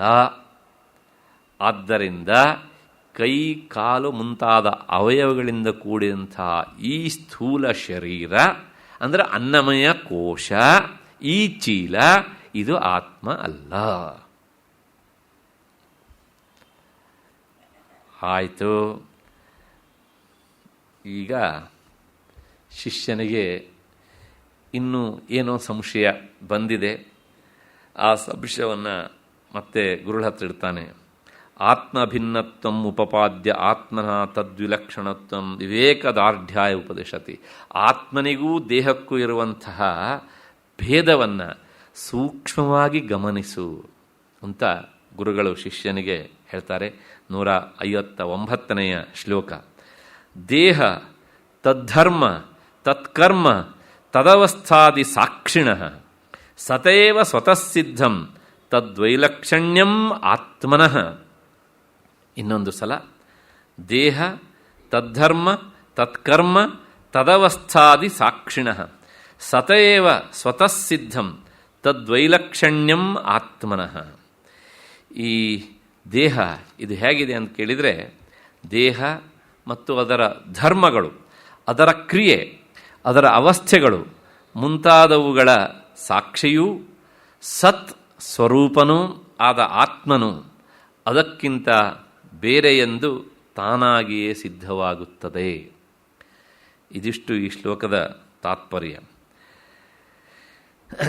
ದೇಹಕ್ಕೆ ಒಂದು ಧರ್ಮ ಉಂಟಂತೆ. ಏನು ಧರ್ಮ? ಧರ್ಮ ಅಂದರೆ ಈ ಹೊರಗೆ ಹೇಳ್ತಾರಲ್ಲ, ಆ ಧರ್ಮ ಈ ಧರ್ಮ, ಇದು ಯಾವ ಧರ್ಮವೂ ಅಲ್ಲ. ವೇದಾಂತ ಹೇಳುವ ಧರ್ಮ ಅಂದರೆ ಸ್ವಭಾವ ಅಂತ ಅರ್ಥ. ದಯವಿಟ್ಟು ಯಾವ್ಯಾವುದೋ ಧರ್ಮ ಅಂತಂದ್ಬಿಟ್ರೆ ಆಮೇಲೆ ಅವ್ರೇನೋ ಧರ್ಮದ ಬಗ್ಗೆ ಎಲ್ಲ ಮಾತಾಡ್ತಾರ್ರಿ ಅಂತ ಅಂದ್ಕೊಳ್ಬೇಡಿ. ನಾನು ಹೇಳ್ತಾ ಇರೋದು ಈ ಯಾವುದೇ ಲೌಕಿಕವಾದಂಥ ವಿಷಯ ಅಲ್ಲ, ಶುದ್ಧ ವೇದಾಂತಕ್ಕೆ ಸಂಬಂಧಪಟ್ಟಂಥ ಧರ್ಮ. ದೇಹ ಧರ್ಮ ಅಂದರೆ ಸ್ವಭಾವ ಅಂತ. ದೇಹದ ಧರ್ಮ ಏನು ಅಂತಂದರೆ ಅದಕ್ಕೊಂದು ರೂಪ ಅನ್ನೋದುಂಟು, ಒಂದು ಆಕಾರ ಉಂಟು. ಪ್ರತಿಯೊಬ್ಬರ ದೇಹಕ್ಕೂ ಒಂದು ಆಕಾರ ಉಂಟಲ್ಲ, ಅದು ದೇಹ ಧರ್ಮ ಒಂದು. ಆಮೇಲೆ ಸ್ಪರ್ಶ, ನಾವು ಮುಟ್ಟೋದಕ್ಕೆ ಬರುತ್ತೆ, ಅದನ್ನು ಅಂದರೆ ನಮ್ಮ ಕೈಯಿಂದ ಅದನ್ನು ಮುಟ್ಟೋದಕ್ಕಾಗತ್ತೆ, ಅದು ಮುಟ್ಟಿಸಿಕೊಳ್ಳತ್ತೆ ಅಥವಾ ಮುಟ್ಟತ್ತೆ, ಇದು ಸಹ ದೇಹ ಧರ್ಮ. ಮತ್ತು ಗಂಧ, ವಾಸನೆ ಇರುತ್ತೆ. ಮತ್ತು ನಾನು ಅದನ್ನು ಜಾಸ್ತಿ ಹೇಳಬೇಕಾದದ್ದಿಲ್ಲ. ಈ ಶಬ್ದ ಸ್ಪರ್ಶ ರೂಪ ರಸ ಗಂಧಗಳಲ್ಲಿ 3 ಸದಾ ಇರ್ತವೆ. ಇದು ದೇಹ ಧರ್ಮ. ಆತ್ಮನಿಗೆ ಧರ್ಮ ಉಂಟಾ? ಇಲ್ಲ. ಮತ್ತೆ ಮುಂದಿನದು ತತ್ಕರ್ಮಾಣಿ. ಈ ದೇಹ ಏನು ಮಾಡುತ್ತೆ ಅಂದರೆ ಅದು ತನಗಾಗಿರುವಂಥ ಕೆಲವು ಕೆಲಸಗಳನ್ನು ಮಾಡುತ್ತೆ. ಕರ್ಮ ಮಾಡುತ್ತೆ ಅಂದರೆ ಅದು ಕ್ರಿಯಾ ಉಳ್ಳದ್ದು ದೇಹ. ಆತ್ಮ ನಿಷ್ಕ್ರಿಯ, ಅವನು ಯಾವ ಕೆಲಸವನ್ನೂ ಮಾಡೋದಿಲ್ಲ. ಹಾಗಿದ್ರೆ ಈ ತತ್ಕರ್ಮ, ದೇಹದ ಕರ್ಮ ಯಾವುದು ಅಂತ ಕೇಳಿದರೆ ಹಿತಾಹಿತ ಪ್ರಾಪ್ತಿ ಪರಿಹಾರಾರ್ಥ ಕ್ರಿಯಾ. ತನಗೇನೋ ಒಂದು ಹಿತ ಆಗಬೇಕು ಅಂತಾದಾಗ ಅದಕ್ಕೆ ತಕ್ಕ ಹಾಗೆ ಈ ದೇಹ ಪ್ರತಿಕ್ರಿಯಿಸುತ್ತೆ. ತನಗೆ ಹಿತ ಅಲ್ಲ ಅಂತಾದಾಗ ಅದಕ್ಕೆ ತಕ್ಕ ಹಾಗೆ ಪ್ರತಿಕ್ರಿಯಿಸುತ್ತೆ. ಉದಾಹರಣೆಗೆ ಯಾರೋ ನಮ್ಮನ್ನು ಏನೋ ಸ್ವಲ್ಪ ಹಗುರವಾಗಿ ಮಾತನಾಡ್ತಾರೆ ಅಥವಾ ನಮ್ಮವ್ರ ಬಗ್ಗೆ ಹಗುರವಾಗಿ ಮಾತಾಡ್ತಾರೆ, ತಕ್ಷಣ ನಮ್ಮ ದೇಹ ಕೂತಿದ್ದು ಎದ್ದಿಂದ ಬಿಡುತ್ತೆ. ಏನಂದೆ ಅಲ್ವಾ? ಯಾವುದೋ ಇಷ್ಟವಾದ ವಿಷಯ ಕೇಳಿಸ್ಕೊಂಡಿತು ಈ ಶರೀರ, ತಕ್ಷಣ ಮಂದಹಾಸ ಬೀರ್ತಾ ಇರುತ್ತೆ. ಇದು ಈ ದೇಹದ ಕರ್ಮಗಳು. ಮತ್ತಷ್ಟೇ ಅಲ್ಲ, ಇನ್ನೂ ಇದರ ಕರ್ಮಗಳಿವೆ. ಈ ದೇಹದ ಕರ್ಮ ಕೊನೆಗೆ ಮಾತ್ರ ಕರ್ಮ ಅಲ್ಲ, ಇದು ಮೊದಲು ಸಾಕಷ್ಟು ಕರ್ಮ ಮಾಡುತ್ತೆ. ಏನೇನು ಕರ್ಮ ಮಾಡುತ್ತೆ ಅಂದರೆ ನೋಡಿ, ಗಮನಾದಯ, ಕೂತಲ್ಲಿಂದ ಎದ್ದು ಹೋಗುತ್ತೆ, ಹೋದದ್ದು ಬಂದು ಮತ್ತೆ ಕುಳಿತುಕೊಳ್ಳುತ್ತೆ. ಈ ಗಮನಾಗಮನವನ್ನು ಮಾಡುವುದು ಯಾವುದು? ಶರೀರ. ಮತ್ತು ಅದರ ಮುಂದುವರೆದ ಅವಸ್ಥೆ ಕೇಳಿದರೆ ಉಪವೇಶನ, ಕುಳಿತುಕೊಳ್ಳೋದು, ಸ್ಥಾನ, ಎದ್ದು ನಿಂತ್ಕೊಳ್ಳೋದು. ತುಂಬ ಹೊತ್ತು ಕುಳಿತ, ತುಂಬ ಹೊತ್ತು ನಿಂತ, ಎರಡೂ ಬೇಸರ ಆಯಿತು. ಮುಂದೇನದು ಶಯನಾದಯ, ಆಗ ಕೈಕಾಲು ಚಾಚಿದ, ಮನ್ಕೊಂಡ. ಅಲ್ಲ, ಕುಳಿತುಕೊಂಡೂ ಸಹ ಮನುಗುವ ಕ್ರಿಯೆಯನ್ನು ಬೇಕಷ್ಟು ಜನ ಮಾಡ್ತಾರೆ ಅಲ್ವಾ? ಹಾಗೇನೆ ಆ ಮನಗೋದಕ್ಕೆ ಏನಂತೆ, ಎಲ್ಲಿ ಅಂದ್ರೆ ಅಲ್ಲಿ ಹೀಗಂತ. ಅದಕ್ಕೇನು ಹಾಸಿಗೆಯೇ ಆಗಬೇಕು ಅಂತಿಲ್ಲ. ಒಟ್ಟಾರೆ ಈ ದೇಹ ಕುಳಿತಿರುತ್ತೆ, ನಿಂತಿರುತ್ತೆ, ಮತ್ತೆ ಮಲಗಿರುತ್ತೆ. ಆಯಿತು, ಇದು ಇದರ ಕರ್ಮ, ಕೆಲಸ ಮಾಡುತ್ತೆ. ಮತ್ತಿನ್ನೇನು ಮಾಡುತ್ತೆ ಕೇಳಿದರೆ ಸ್ಥೌಲ್ಯ, ಇದ್ದಕ್ಕಿದ್ದಾಗೆ ದಪ್ಪಾಗತ್ತೆ ಅದು. ಡಾಕ್ಟ್ರ್ ಕೇಳಿದರೆ ಹೇಳ್ತಾರೆ, ಏನೋ ನಿಮ್ಮ ಥೈರಾಯ್ಡ್ ಗ್ರಂಥಿ ಏನೋ ವ್ಯತ್ಯಾಸ ಆಗಿರಬೇಕು, ಏನಾದರೂ ಹೇಳಿ, ಒಟ್ಟಾರೆ ಏನಾಗುತ್ತೆ ಕೇಳಿದರೆ ಬೆಳೆಯತ್ತೆ. ಆಮೇಲೆ ಕೆಲವು ಸಲ ಏನಾಗುತ್ತೆ ಕೇಳಿದರೆ ಕೃಶಃ, ಅದು ಕೃಶವಾಗತ್ತೆ, ಅದು ಸಹ ಅದರ ಕರ್ಮ. ಈ ಎಲ್ಲ ವಿಕಾರಗಳು. ಹಾಗಾಗಿ ಇಂತಹ ಈ ರೀತಿಯಾದ ಕರ್ಮಕ್ಕೆ ಒಳಗಾಗುವ ಶರೀರ ಆತ್ಮ ಆಗಲಾರದು. ಆಯಿತು. ಇದಾದಮೇಲೆ ಒಂದೇ ಶರೀರ ನೋಡಿ, ಬಾಲ್ಯಾವಸ್ಥೆಯಲ್ಲಿದ್ದ ಹಾಗೆ ಯೌವನಾವಸ್ಥೆಯಲ್ಲಿ ಇಲ್ಲ, ಯೌವನಾವಸ್ಥೆಯಲ್ಲಿದ್ದ ಹಾಗೆ ಪ್ರೌಢಾವಸ್ಥೆಯಲ್ಲಿ ಇಲ್ಲ, ಪ್ರೌಢಾವಸ್ಥೆಯಲ್ಲಿದ್ದ ಹಾಗೆ ವಾರ್ಧಕಾವಸ್ಥೆಯಲ್ಲಿ ಇಲ್ಲ. ಇದಿಷ್ಟನ್ನು ನಾವು ಎಲ್ಲೂ ಹೊರಗಡೆ ಹೋಗಿ ನೋಡಬೇಕಾದಿಲ್ಲ, ನಮ್ಮ ಶರೀರವನ್ನೇ ನೋಡಿಕೊಂಡ್ರೆ ಗೊತ್ತಾಗುತ್ತೆ. 5 ವರ್ಷದ ಹಿಂದೆ ಈ ಚರ್ಮ ಎಷ್ಟು ಚೆಂದ ಇತ್ತು, ಇವಾಗೆಲ್ಲ ಹೇಗೆ ಆಗಿತ್ತು ಕೇಳಿದ್ರೆ ಒಳ್ಳೆ ಈ ಮಾವಿನಣ್ಣು ಮೇಲಿನ ಸಿಪ್ಪೆ ಶ್ರಿಂಕ್ ಆದಂಗೆ ಶ್ರಿಂಕ್ ಆಗಿಬಿಟ್ಟಿದೆಯಲ್ಲಪ್ಪ ಅಂತ ಅಲ್ವಾ. ಈ ಎಲ್ಲ ಬದಲಾವಣೆಗಳಿದ್ದಾವಲ್ಲ, ಇದು ವಿಕಾರ, ಇದು ದೇಹದ ಕರ್ಮ. ಇಂತಹ ಕರ್ಮಕ್ಕೆ, ಕ್ರಿಯೆಗೆ, ವಿಕಾರಕ್ಕೆ, ಬದಲಾವಣೆಗೆ ಒಳಗಾಗುವಂತಹ ದೇಹ ಇದು ಆತ್ಮ ಆಗುವುದಾದರೂ ಹೇಗೆ? ಆತ್ಮ ಯಾವುದೇ ಬದಲಾವಣೆಗೆ ಒಳಗಾಗುವವನು ಅಲ್ಲ, ಅವನಲ್ಲಿ ಯಾವುದೇ ಕರ್ಮವೂ ಇಲ್ಲ, ಅವನು ಅವಿಕಾರಿ. ಆಯಿತು. ಮತ್ತೆ ಆತ್ಮ ಎಲ್ಲವನ್ನೂ ಸಹ ಸಾಕ್ಷಿ, ನೋಡ್ತಾನೆ, ವಿಟ್ನೆಸ್ ಆಗ್ತಾನೆ ಅಷ್ಟೇ ಹೊರತುನು ಸಹ ಅವನು ಏನನ್ನೂ ಮಾಡುವವನಲ್ಲ, ಆಗುವವನಲ್ಲ. ಹಾಗಾಗಿ ಈ ದೇಹ ಎನ್ನುವಂಥದ್ದು ಅದು ಆತ್ಮ ಆಗಲಾರದು. ಯಾಕೆ ಅಂದರೆ ದೇಹ ಎಲ್ಲವನ್ನೂ ಆತ್ಮ ಎಲ್ಲವನ್ನೂ ನೋಡುವ ಸಾಕ್ಷಿಯೇ ಅಷ್ಟೇ ಹೊರತುನು ಅವನು ನೋಡಲ್ಪಡುವವನು ಅಲ್ಲ. ಆದ್ದರಿಂದಲೂ ಸಹ ಈ ದೇಹ ಅನ್ನಮಯ ಕೋಶ ಆತ್ಮ ಅಲ್ಲ. ಇಲ್ಲಿಗೆ 159ನೇ ಶ್ಲೋಕದ ಅರ್ಥವೂ ಆಯಿತು ಅಂತ ಅಂದ್ಕೊಳ್ಳೋಣ. ಮತ್ತು ಮುಂದೆ 160ನೇ ಶ್ಲೋಕಕ್ಕೆ ಹೋಗಬೇಕು. ಆ ಶ್ಲೋಕ ಹೇಳೋದಕ್ಕೆ ಕಾರಣ, ಒಂದು ದೇಹ ಅನಿತ್ಯ, ಅಶಾಶ್ವತ, ಮತ್ತು ಇನ್ನೊಂದು ಕಾರಣ ಅದು ಕಣ್ಣಿಗೆ ಗೋಚರಿಸುತ್ತೆ, ಗೋಚರಿಸುವುದರಿಂದಲೂ ದೇಹ ಆತ್ಮ ಆಗೋದಕ್ಕೆ ಸಾಧ್ಯ ಇಲ್ಲ ಎನ್ನುವಂಥ ಕಾರಣದಿಂದ ಈ ಶರೀರ ಅನ್ನಮಯ ಕೋಶ ಆತ್ಮ ಅಲ್ಲ ಅನ್ನೋದನ್ನು ಸಮರ್ಥನೆ ಮಾಡ್ತಾರೆ. 160ನೆಯ ಶ್ಲೋಕ. ಶಲ್ಯರಾಶಿ ಮಾಂಸಲಿಪ್ತ ಮಲಪೂರ್ಣ ಅತಿಕಶ್ಮಲ ಕಥಂ ಭವೇತ್ ಅಯಂ ವೇತ್ತ ಸ್ವಯಮೇತದ್ ವಿಲಕ್ಷಣ. ಇನ್ನೊಂದು ಸಲ. ಶಲ್ಯರಾಶಿ ಮಾಂಸಲಿಪ್ತ ಮಲಪೂರ್ಣೋತಿ ಕಶ್ಮಲ ಕಥಂ ಭವೇತ್ ಅಯಂ ವೇತ್ತ ಸ್ವಯಂ ಏತದ್ ವಿಲಕ್ಷಣ. ಎಲುಬಿನ ರಾಶಿ, ಮಾಂಸಗಳಿಂದ ಆವೃತವಾದದ್ದು, ಮಲದಿಂದ ತುಂಬಿದ್ದು, ಅತ್ಯಂತ ಕೊಳಕಾದದ್ದು ಆದಂಥ ಈ ದೇಹ ಹೇಗೆ ತಾನೇ ಅದಕ್ಕಿಂತ ಬೇರೆಯಾದಂತಹ ಆತ್ಮನಾದೀತು? Question mark ಹಾಕಿಬಿಡ್ತಾರೆ. ಆಗೋದಕ್ಕೆ ಸಾಧ್ಯ ಇಲ್ಲವೇ ಇಲ್ಲ ಅಂತ ಉತ್ತರ. ಅದಕ್ಕೆ ಸ್ವಲ್ಪ ವಿಚಾರ ಮಾಡೋಣ. ಈಗ ತಾನೇ ನಾನು ಒಂದು ಹ್ಯೂಮನ್ ಬಾಡಿಯಲ್ಲಿ ಒಟ್ಟು ಎಷ್ಟು ಮೂಳೆಗಳಿರ್ತವೆ ಅಂತ ಹೇಳಿದ್ದೇನೆ. 360 ಮೂಳೆಗಳು. ನಾವು ಮರೆತು ಬಿಡ್ತೇವೆ ಅಂತ ವರ್ಷಕ್ಕಿಂತ ದಿವಸ ಅಂತ ಲೆಕ್ಕ ಇಟ್ಕೊಳ್ತೇವಲ್ಲ, ಅದರ ಜೊತೆಗೆ ಜೋಡಿಸಿಕೊಂಡಾದರೂ ಈ ದೇಹದಲ್ಲಿ ಇಷ್ಟು ಮೂಳೆಗಳಿವೆ ಅಂತ ನೆನಪಿಟ್ಟುಕೋ ಅಂತ ಹಾಗೆ ವ್ಯವಸ್ಥೆ ಮಾಡಿದ್ದಾರೆ ಅಂತ ಕಾಣುತ್ತೆ. ಪ್ರಾಯಶಃ ಮರಿಬೇಡ ನೀನು ಅಂತ ಅದನ್ನೇ ಹೇಳುತ್ತೆ ಆ ಶ್ಲೋಕದ ಮೊದಲನೇ ಶಬ್ದ ಶಲ್ಯರಾಶಿ ಅಂತ. ಇದೊಂದು ಹೊಸ ಶಬ್ದ. ಶಲ್ಯ ಅಂದ ತಕ್ಷಣ ನಮಗೆ 2 ಥರದ ಶಲ್ಯಗಳ ನೆನಪಿಗೆ ಬರ್ತಾರೆ. ಒಂದು ಮಹಾಭಾರತದ ಶಲ್ಯ, ವಿಚಿತ್ರವಾದ ಮಾವ ಅವನು. ನಕುಲ ಸಹದೇವರಿಗೆ ಮಾವ, ಸಹಾಯ ಮಾಡಿದ್ದು ಆ ಕಡೆಗೆ. ಒಂದು ರೀತಿಯ ಎಡಬಿಡಂಗಿ ಮಾವಂದಿರು ಇರ್ತಾರೆ ಪ್ರಪಂಚದೊಳಗೆ. ಇಂಥವರು ಏನು ಮಾಡೋಕ್ಕೂ ಬರೋದಿಲ್ಲ. ಅವನೊಬ್ಬ ಇದ್ನಲ್ಲ ಅಲ್ಲಿ ಮಾರೀಚ ಅಂತ, ಮಾವ ಮಾರೀಚ, ಮಾವ ಶಲ್ಯ ಅಂಥವರೆಲ್ಲ ಈ ಸೋದರ ಮಾವಂದಿರ ಪಟ್ಟಿಯಲ್ಲಿ ಹೇಗಿರಬಾರ್ದು ಅನ್ನೋದನ್ನು ಪ್ರಪಂಚಕ್ಕೆ ತೋರಿಸಿಕೊಟ್ಟಂತಹ ಮಹಾ ಮಾವಂದಿರು ಇವರೆಲ್ಲ. ಈ ಶಲ್ಯ ಅವನೊಬ್ಬ ಬಿಟ್ಬೇಡ, ನಮಗೆ ಅಪ್ರಸ್ತುತ. ಇನ್ನೊಂದು ಶಲ್ಯ ಅಂದರೆ ಸಾಮಾನ್ಯವಾಗಿ ಹಳೆ ಮೈಸೂರಲ್ಲಿ ಈ ಹೆಗಲ ಮೇಲೆ ಹಾಕ್ಕೊಳ್ತಾರಲ್ಲ, ಅದು ಶಲ್ಯ. ಟವಲ್ ಅಲ್ಲ, ಟವಲ್ ಅಣ್ಣ, ಬೇಕಾದ್ರೆ ಆಗಿ ನೆನಪು ಸುಲಭವಾಗಿರುತ್ತೆ. ಹಾಗಾಗಿ ಅದು ಶಲ್ಯ. ಬೇಕೆ ಸ್ವಲ್ಪ ಕಂಬಿ ಗಿಂಬಿ ಎಲ್ಲ ಇದ್ದರೆ ಅದು ಶಲ್ಯ. ಅದಕ್ಕೆ ಯಾಕೆ ಶಲ್ಯ ಅಂತ ಹೇಳ್ತಾರೋ ನನಗೆ ಗೊತ್ತಿಲ್ಲ, ಒಟ್ಟಾರೆ ಶಲ್ಯ ಅಂತ ಕರೀತಾರೆ. ಇದೆರಡೂ ಅಲ್ಲ ಇಲ್ಲಿ. ಶಲ್ಯ ಅಂದರೆ ನೋಡಿ, ಅದರ ನಿಜವಾದ ಅರ್ಥ ಮುಳ್ಳು ಅಂತ ಅರ್ಥ. ಅದರ ಒರಿಜಿನಲ್ ಮೀನಿಂಗ್. ಪ್ರತಿಯೊಂದು ಮೂಳೆಯೂ ಸಹ ಮುಳ್ಳಿನಂತೆ ಇರುತ್ತೆ ಅಂತ.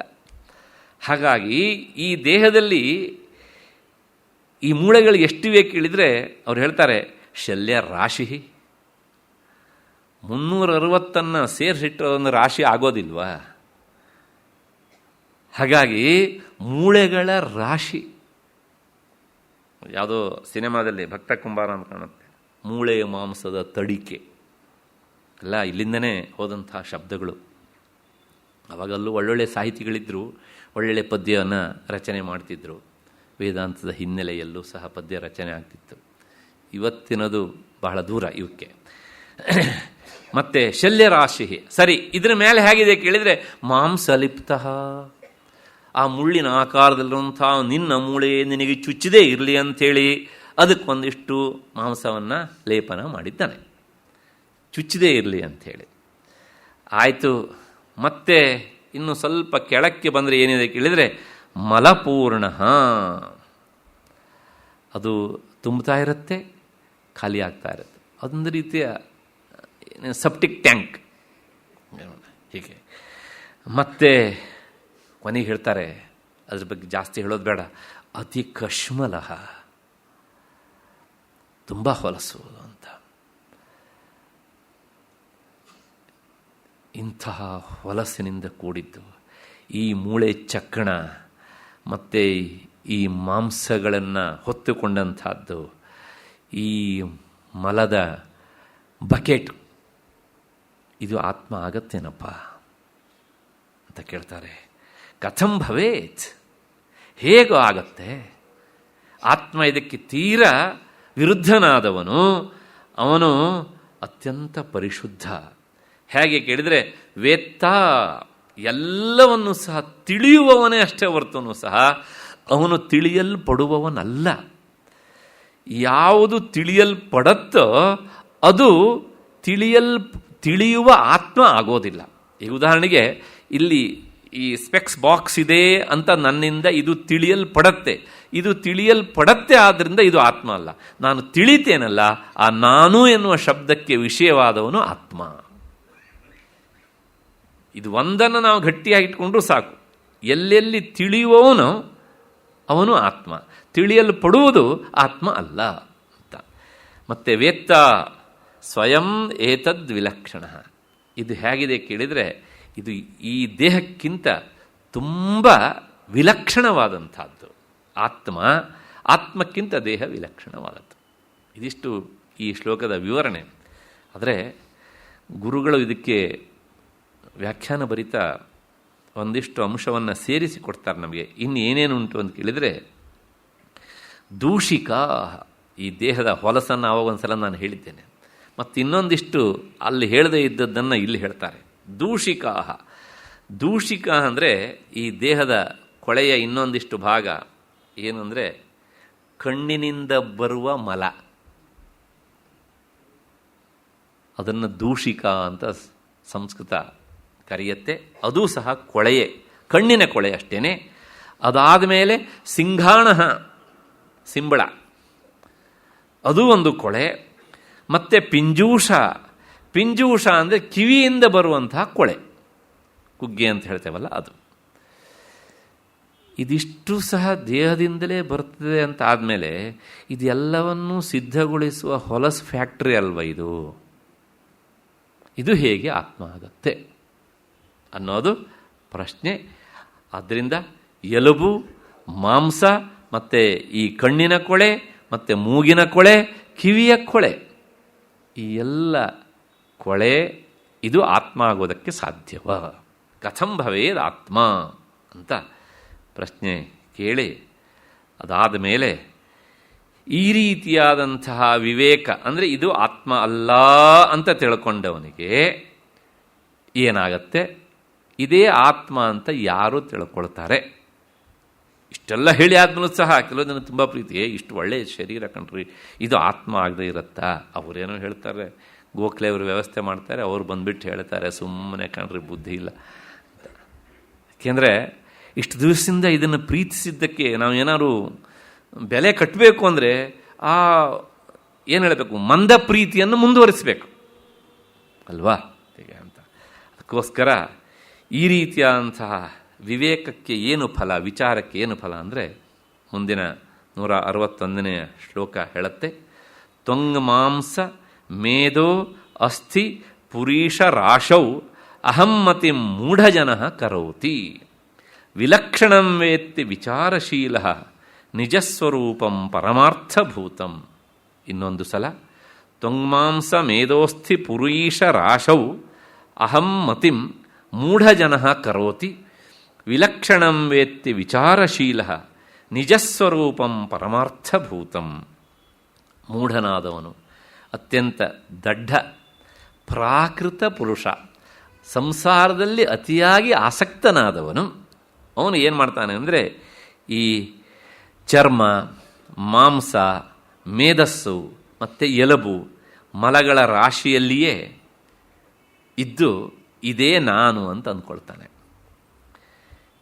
ಮತ್ತು ಇದಕ್ಕಿಂತ ಬೇರೆಯಾದದ್ದು ತನ್ನ ಸ್ವರೂಪ ಅಂತ ವಿಚಾರವಂತನಾದಂಥ ವಿವೇಕಿ ತಿಳಿದುಕೊಳ್ತಾನೆ. ಇದಿಷ್ಟೇ ವ್ಯತ್ಯಾಸ. ತ್ವಂಗ್ಮಾಂಸ, ಈಗ ಈ ಶ್ಲೋಕದಲ್ಲಿ ಬಂದಂತಹ ಬಹಳಷ್ಟು ಶಬ್ದಗಳು ಹಿಂದಿನ ಶ್ಲೋಕಗಳಲ್ಲಿ ಬಂದಿವೆ, ಹಾಗಾಗಿ ನಾನು ಜಾಸ್ತಿ ಹೇಳಲಿಕ್ಕೆ ಹೋಗೋದಿಲ್ಲ ಅದನ್ನು. ತ್ವಕ್ ಚರ್ಮ, ಮಾಂಸ ಮತ್ತು ಮೇಧಸ್ಸು ಅಂದರೆ ಹೇಳಿದ್ನಲ್ಲ ಅದೇ ಮ್ಯಾರೋಸ್, ಅದು ಮತ್ತು ಪುರುಷ ಮಲ, ಇವುಗಳ ರಾಶಿಯನ್ನೇ ಒಬ್ಬ ದಡ್ಡನಾದವನು ಆತ್ಮ ಅಂತ ತಿಳಿತಾನೆ. ಅವನು ಮೂಢಜನ. ಹೇಗೆ ಅಂತ ಕೇಳಿದರೆ ತಪ್ಪು ತಿಳ್ಕೊಳ್ಬೇಡಿ, ಈ ಮಲದ ಮಧ್ಯೆಯಲ್ಲಿರುವಂತಹ ಕ್ರಿಮಿ ಅದು ಏನು ಅಂದ್ಕೊಳ್ಳುತ್ತೆ, ಸುಮ್ಮನೆ ಒಂದು ಕ್ಷಣಕಾಲ ವಿಚಾರ ಮಾಡಿ. ನಾನು ಅತ್ಯಂತ ಒಳ್ಳೆಯ ವಸ್ತುವಿನಲ್ಲಿ ಇದ್ದೇನೆ ಅಂತ ಅಂದ್ಕೊಳ್ಳೋದಿಲ್ವಾ? ಹೌದು ತಾನೆ? ಹಾಗೆಯೇ ಈ ಮೂಢನಾದಂಥವನು, ಅವಿವೇಕಿಯಾದವನು ಈ ಹೊಲಸಿನ ತಾಣವಾದ ದೇಹವನ್ನೇ ಆತ್ಮ ಅಂತ ಅಂದ್ಕೊಳ್ತಾನೆ. ಆದರೆ ವಿಲಕ್ಷಣಂ ವೇತ್ತಿ ವಿಚಾರಶೀಲ, ಎಲ್ಲೋ ಕೋಟಿಗೆ ಒಬ್ಬ,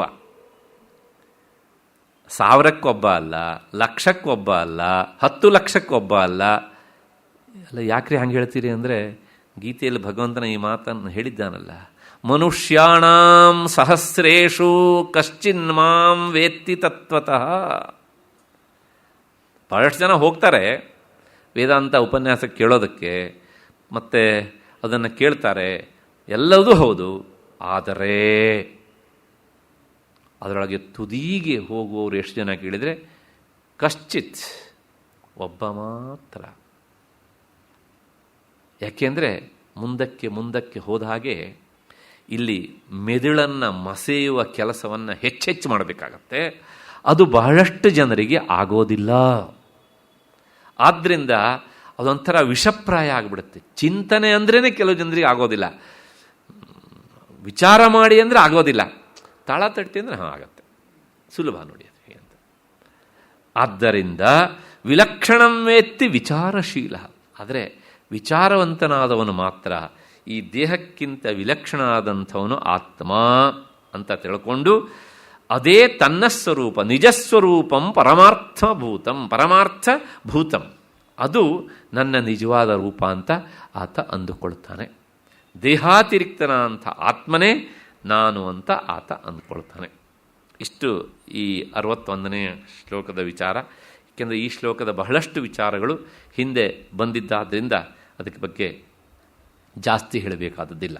162ನೇ ಶ್ಲೋಕ ಅದರೊಳಗೂ ಸಹ ಈ 62ನೇ ಶ್ಲೋಕ ಏನು ಹೇಳುತ್ತೆ ಅಂದರೆ, ದೇಹೋಹಮಿತ್ಯೇವ ಜಡಸ್ಯ ಬುದ್ಧಿ ದೇಹೇ ಚ ಜೀವೇ ವಿದುಷಸ್ತ್ವಹಂ ಧೀಹಿ ವಿವೇಕ ವಿಜ್ಞಾನವತೋ ಮಹಾತ್ಮನಃ ಬ್ರಹ್ಮಾಹಮಿತ್ಯೇವ ಮತಿಃ ಸದಾತ್ಮನಃ. ಇನ್ನೊಂದು ಸಲ, ದೇಹೋಹಂ ಇತ್ಯೇವ ಜಡಸ್ಯ ಬುದ್ಧಿ ದೇಹೇ ಚ ಜೀವೇ ಚ ವಿದುಷಸ್ತ್ವಹಂ ಧೀಹಿ ವಿವೇಕ ವಿಜ್ಞಾನವತೋ ಮಹಾತ್ಮನಃ ಬ್ರಹ್ಮಾಹಮಿತ್ಯೇವ ಮತಿಃ ಸದಾತ್ಮನಃ. ಮೂಢನಾದಂಥವನಿಗೆ ಈ ದೇಹವೇ ತಾನು ಎನ್ನುವಂತಹ ಬುದ್ಧಿ ಉಂಟಾಗಿರ್ತದೆ. ಆದರೆ ಇನ್ನೊಬ್ಬ ಇದ್ದಾನೆ, ಅವನು ಶಾಸ್ತ್ರಜ್ಞನಾದಂತಹ ವಿದ್ವಾಂಸನಿಗೆ ದೇಹದಲ್ಲೂ ಮತ್ತು ದೇಹ ವ್ಯತಿರಿಕ್ತವಾದಂತಹ ಆತ್ಮನಲ್ಲೂ ತಾನು ಎನ್ನುವಂತಹ ಬುದ್ಧಿ ಇರ್ತದೆ. ದೇಹ ಆತ್ಮರ ಭೇದಜ್ಞಾನವನ್ನು ತಿಳಿದಂಥ ಮಹಾತ್ಮನಿಗೆ ಯಾವಾಗಲೂ ತಾನು ಬ್ರಹ್ಮಸ್ವರೂಪವೇ ಆಗಿದ್ದೇನೆ ಎನ್ನುವಂತಹ ಬುದ್ಧಿ ಇರುತ್ತದೆ. ಹೀಗೆ ಈ ಶ್ಲೋಕದ ಅರ್ಥ. ಸ್ವಲ್ಪ ಸೂಕ್ಷ್ಮವಾದ ವಿಚಾರವನ್ನು ಹೇಳ್ತಾರೆ ಇದರೊಳಗೆ. ಒಬ್ಬ ಮಂದ ದಡ್ಡ, ಇನ್ನೊಬ್ಬ ವಿದ್ವಾಂಸ, ಇನ್ನೊಬ್ಬ ಆತ್ಮಜ್ಞಾನಿ. ಈ ಮೂವರೂ ಸಹ ಯಾವುದನ್ನು ಆತ್ಮ ಅಂತ ತಿಳ್ಕೊಳ್ತಾರೆ.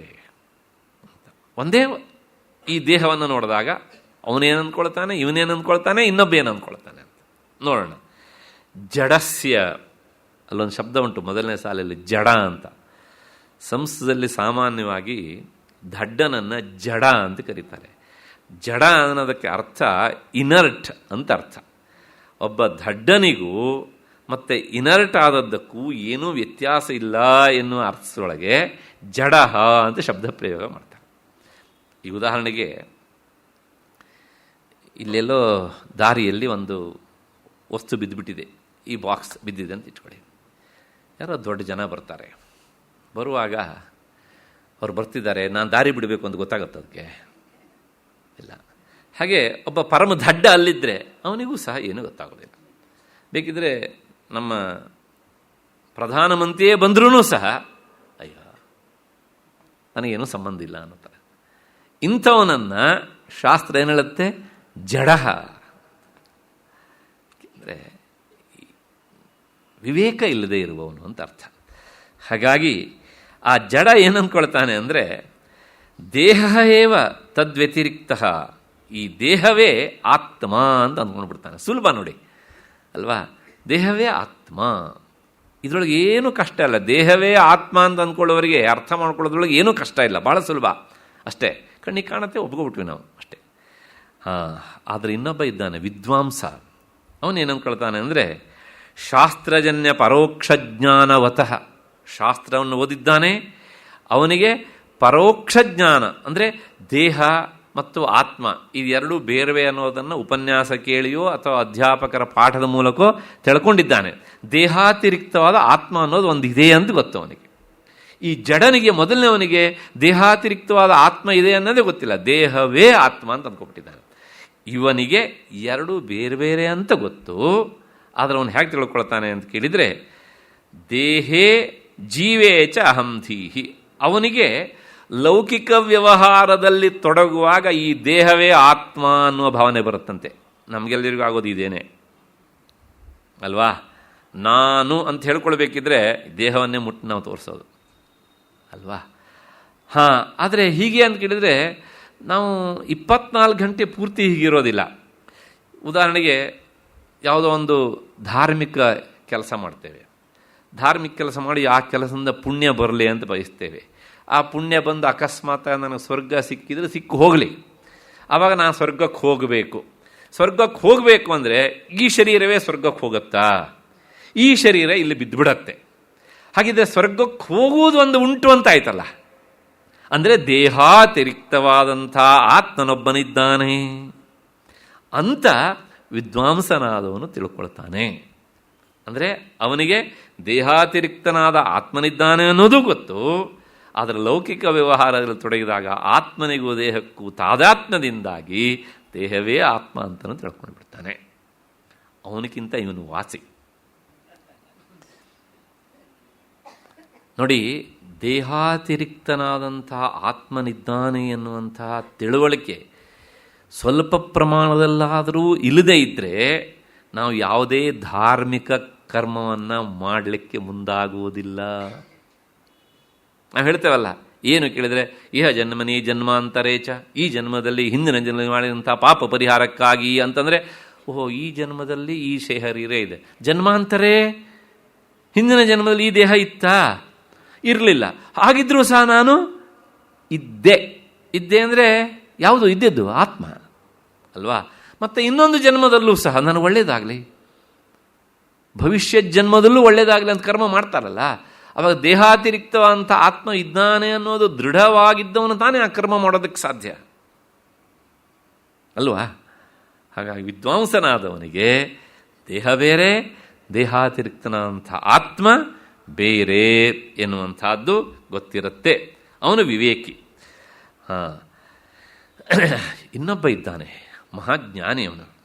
ಅವನು ಏನು ಮಾಡ್ತಾನೆ ಅಂತ ಕೇಳಿದರೆ, ಈ ಹೊರಗಿನ ಎಲ್ಲ ಪ್ರಪಂಚವನ್ನು ಸಹ, ಪ್ರಪಂಚ ಅಂದರೆ ಇಲ್ಲಿಂದ ದೇಹ, ಪಂಚಜ್ಞಾನೇಂದ್ರಿಯಗಳು, ಪಂಚಕರ್ಮೇಂದ್ರಿಯಗಳು, ಮನಸ್ಸು, ಪಂಚಪ್ರಾಣ, ಬುದ್ಧಿ, ಅಹಂಕಾರ, ಚಿತ್ತ, ಇವೆಲ್ಲವೂ ಸಹ ಪ್ರಪಂಚಕ್ಕೆ ಸೇರಿದ ಭಾಗ.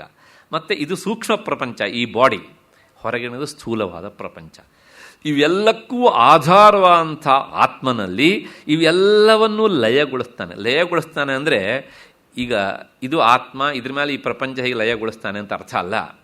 ಅಂದರೆ ಆತ್ಮ ವ್ಯತಿರಿಕ್ತವಾಗಿ ಇದು ಯಾವುದೂ ಅಲ್ಲ, ನಾನು ಆತ್ಮಸ್ವರೂಪನೇ ಆಗಿದ್ದೇನೆ ಅಂತ ನಿರಂತರ ಚಿಂತನೆ ಮಾಡುವುದೇ ದೃಶ್ಯ ಪ್ರಪಂಚವನ್ನು ಆತ್ಮನಲ್ಲಿ ಲಯ ಮಾಡುವುದು.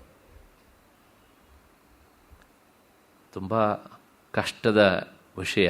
ಯಾಕೆಂದರೆ ಇದೆಲ್ಲವನ್ನು ಅಲ್ಲಗಳೆದು ಒಳಕ್ಕೆ ಹೋಗಿ ನಾನು ಇದು ಯಾವುದೂ ಅಲ್ಲ ಅಂತ ನಿಲ್ಲುವುದುಂಟಲ್ಲ, ಅದೇ ದೃಶ್ಯ ಪ್ರಪಂಚದ ಲಯ. ಆಗ ಅವನಿಗೆ ಅನಿಸತ್ತಂತೆ, ಏನು ಅಂತ ಕೇಳಿದರೆ, ಅವನು ಈ ಪಂಚಕೋಶಗಳನ್ನು ದಾಟಿ ಹೋದವನು. ಅದಕ್ಕೋಸ್ಕರ ಅವನಿಗೆ ಅನಿಸುತ್ತೆ ಆತ್ಮ ಅಂದರೆ ನಾನು. ಆವಾಗ ತ್ರಿವಿಧ ಪರಿಚ್ಛೇದ ಶೂನ್ಯ, 3 ರೀತಿಯಾದಂಥ ಪರಿಚ್ಛೇದ ಅಂದರೆ ಈ ಬಾರ್ಡರ್ ಏನುಂಟಲ್ಲ, ಅದರಿಂದ ನಾನು ರಹಿತನಾದವನು ಅಂತ. ಪ್ರಪಂಚದಲ್ಲಿ ಪ್ರತಿಯೊಂದು ವಸ್ತುವಿಗೂ ಈ 3 ತರಹದ ಪರಿಚ್ಛೇದ, ಲಿಮಿಟೇಷನ್ ಅನ್ನೋದು ಇರುತ್ತೆ. ಒಂದು ವಸ್ತು ಪರಿಚ್ಛೇದ ಅಂತ.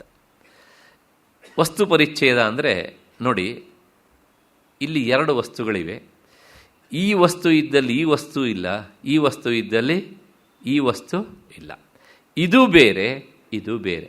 ಹಾಗೆಯೇ ಆತ್ಮ ಈ ವಸ್ತುವಿನಂತೆ ಪರಿಚ್ಛೇದ ಉಳ್ಳವನು ಅಲ್ಲ. ಆದ್ದರಿಂದ ಅವನು ವಸ್ತು ಪರಿಚ್ಛೇದ ರಾಹಿತ್ಯ ಅಂದರೆ ವಸ್ತು ಪರಿಚ್ಛೇದ ರಹಿತನಾದವನು. ಒಂದು. ಮತ್ತೆ ಎರಡನೇದು ದೇಶ ಅಂತ ನಾನು ಹೇಳಿದೆ. ಅದೊಂದು ಸ್ಥಳ, ಇದೊಂದು ಸ್ಥಳ. ಈ ಸ್ಥಳದಲ್ಲಿ ಆತ್ಮನಿದ್ದಾನೆ, ಇನ್ನೊಂದು ಸ್ಥಳದಲ್ಲಿ ಆತ್ಮನಿಲ್ಲ ಅಂತನೂ ಹೇಳೋದಕ್ಕಾಗೋದಿಲ್ಲ. ಆತ್ಮ ಸರ್ವವ್ಯಾಪಿ. ಆದ್ದರಿಂದ ಅವನಿಗೆ ದೇಶದ ಪರಿಚ್ಛೇದವೂ ಇಲ್ಲ. ಮತ್ತು ಮೂರನೇದು ಕಾಲ ಪರಿಚ್ಛೇದ. ಈ ಕಾಲದಲ್ಲಿ ಇದೆ, ನಾಳೆ ಇರುವುದಿಲ್ಲ, ಅಥವಾ ನಿನ್ನೆ ದಿವಸ ಇರಲಿಲ್ಲ ಅಂತನೂ ಹೇಳೋದಕ್ಕೆ ಆಗೋದಿಲ್ಲ. ಇದೆಲ್ಲದು ಹಾಗೆ ನೋಡಿ, ಈಗ ಇದೆ, 10 ವರ್ಷದ ಹಿಂದೆ ಇರಲಿಲ್ಲ, ಮತ್ತು ನಾಳೆ ಇರುತ್ತೋ ಇಲ್ಲೋ ಗೊತ್ತಿಲ್ಲ. ಇವಕ್ಕೆಲ್ಲ ಕಾಲದ ಪರಿಚ್ಛೇದ ಉಂಟು. ಅಂದರೆ ಇವೆಲ್ಲ ಕಾಲದ ಕಟ್ಟಿಗೆ ಒಳಪಡುತ್ತವೆ, ದೇಶದ ಕಟ್ಟಿಗೆ ಒಳಪಡುತ್ತವೆ, ಮತ್ತು ಆ ಆಕಾರದ ಕಟ್ಟಿಗೆ ಒಳಪಡುತ್ತವೆ. ಆತ್ಮನಿಗೆ ಆಕಾರ ಇಲ್ಲದಾದ್ರಿಂದ ಅವನಿಗೆ ಆ ವಸ್ತು ಪರಿಚ್ಛೇದ ಇಲ್ಲ. ಅವನು ಒಂದು ಸ್ಥಳದಕ್ಕೆ ಮಾತ್ರ ಸೀಮಿತ ಅಲ್ಲದೆ ಇದ್ದದ್ರಿಂದ ಅವನು ಕಾಲ ಪರಿಚ್ಛೇದ ರಹಿತನಾದವನು. ಮತ್ತು ಅವನು ದೇಶ ಪರಿಚ್ಛೇದದಿಂದಲೂ ರಹಿತನಾದವನು. ಹೀಗೆ ದೇಶ, ವಸ್ತು, ಕಾಲ, ಈ 3 ರೀತಿಯಾದಂತಹ ಕಟ್ಟಿನಿಂದ ದೂರ ಇರುವವನು ಆತ್ಮ. ಆದರೆ ಶರೀರ ಹಾಗಲ್ಲ, ವಸ್ತು ಪರಿಚ್ಛೇದ. ನೋಡಿ, ಈ ಶರೀರಕ್ಕಿಂತ ಇನ್ನೊಂದು ಶರೀರ ಬೇರೆ, ಹೌದು ತಾನೇ? ವಸ್ತು ಪರಿಚ್ಛೇದ. ಮತ್ತು ಕಾಲ. ಈಗ ಈ ಕಾಲದಲ್ಲಿ ಹುಟ್ಟುತ್ತೇವಲ್ಲ, ಒಂದು 50-60 ವರ್ಷ ಬದುಕ್ತೇವೆ ಅಂತ ಅಂದ್ಕೊಳ್ಳೋಣ. ಈ ಕಾಲದಲ್ಲಿ ಇದೆ, ಮತ್ತು ಮುಂದಿನ ಕಾಲದಲ್ಲಿ ಇರೋದಿಲ್ಲ. ಹಿಂದೂ ಸಹ ಹುಟ್ಟೋದಕ್ಕಿಂತ ಮೊದಲೂ ಸಹ ಇರಲಿಲ್ಲ. ಹಾಗಾಗಿ ಕಾಲದ ಕಟ್ಟಿಗೆ ಈ ದೇಹ ಒಳಪಡುತ್ತೆ. ಹಾಗೆ ಕಾಲದ ಪರಿಚ್ಛೇದ ಇದೆ. ಆದರೆ ಆತ್ಮನಿಗೆ ಕಾಲದ ಪರಿಚ್ಛೇದ ಇಲ್ಲ. ಮತ್ತು ಸ್ಥಳದ ಪರಿಚ್ಛೇದ, ದೇಶ ಅಂತ. ಉದಾಹರಣೆಗೆ ಈಗ ನೀವೆಲ್ಲರೂ ಸಹ ಗೋಖಲೆ ಇನ್ಸ್ಟಿಟ್ಯೂಷನ್ ಒಳಗಡೆ ಕುಳಿತಿದ್ದೀರಿ. ನಿಮ್ಮ ಮನೆ ಎನ್ನುವಂಥ ಸ್ಥಳದಲ್ಲಿ ನೀವಿಲ್ಲ. ಮನೆಗೆ ಹೋದ ಮೇಲೆ ಅಲ್ಲಿದ್ದೀರಿ, ಇಲ್ಲಿಲ್ಲ. ಆದರೆ ಆತ್ಮನಿಗೆ ಈ ದೇಶದ ಪರಿಚ್ಛೇದವೂ ಇಲ್ಲ. ಅಲ್ಲಿಗೆ ಆತ್ಮ ವಸ್ತು ಕಾಲ ದೇಶ ಪರಿಚ್ಛೇದರಹಿತ, ದೇಹ ವಸ್ತು ಕಾಲ ದೇಶ ಪರಿಚ್ಛೇದ ಸಹಿತ. ಇಂತಹ ಪರಿಚ್ಛಿನ್ನವಾದಂತಹ ಲಿಮಿಟೆಡ್ ಆದಂತಹ ದೇಹ ಆತ್ಮ ಆಗುವುದಾದರೂ ಹೇಗೆ ಅಂತ ಪ್ರಶ್ನೆ. ಆದ್ರೂ ಸಹ ಶಿಷ್ಯನಿಗೆ ಏನೋ ಸಂಶಯ ಬಂದುಬಿಟ್ಟೀತೋ ಏನೋ. ಅದಕ್ಕೋಸ್ಕರ ಈ ದೇಹದಲ್ಲಿ ನೀನು ಆತ್ಮಬುದ್ಧಿಯನ್ನು ಸುತರಾಂ ಬಿಡಬೇಕು. ಯಾಕೆ ಅಂತ ಕಾರಣವನ್ನು ನಾಳೆ 6:15 ಸೇರಿದಾಗ ಹೇಳ್ತಾರೆ. ಅದನ್ನು ನೋಡೋಣ. ಅಲ್ಲಿವರೆಗೆ ನಿಮಗೆಲ್ಲರಿಗೂ ನಮಸ್ಕಾರ ಮತ್ತು ಕೃತಜ್ಞತೆಗಳು.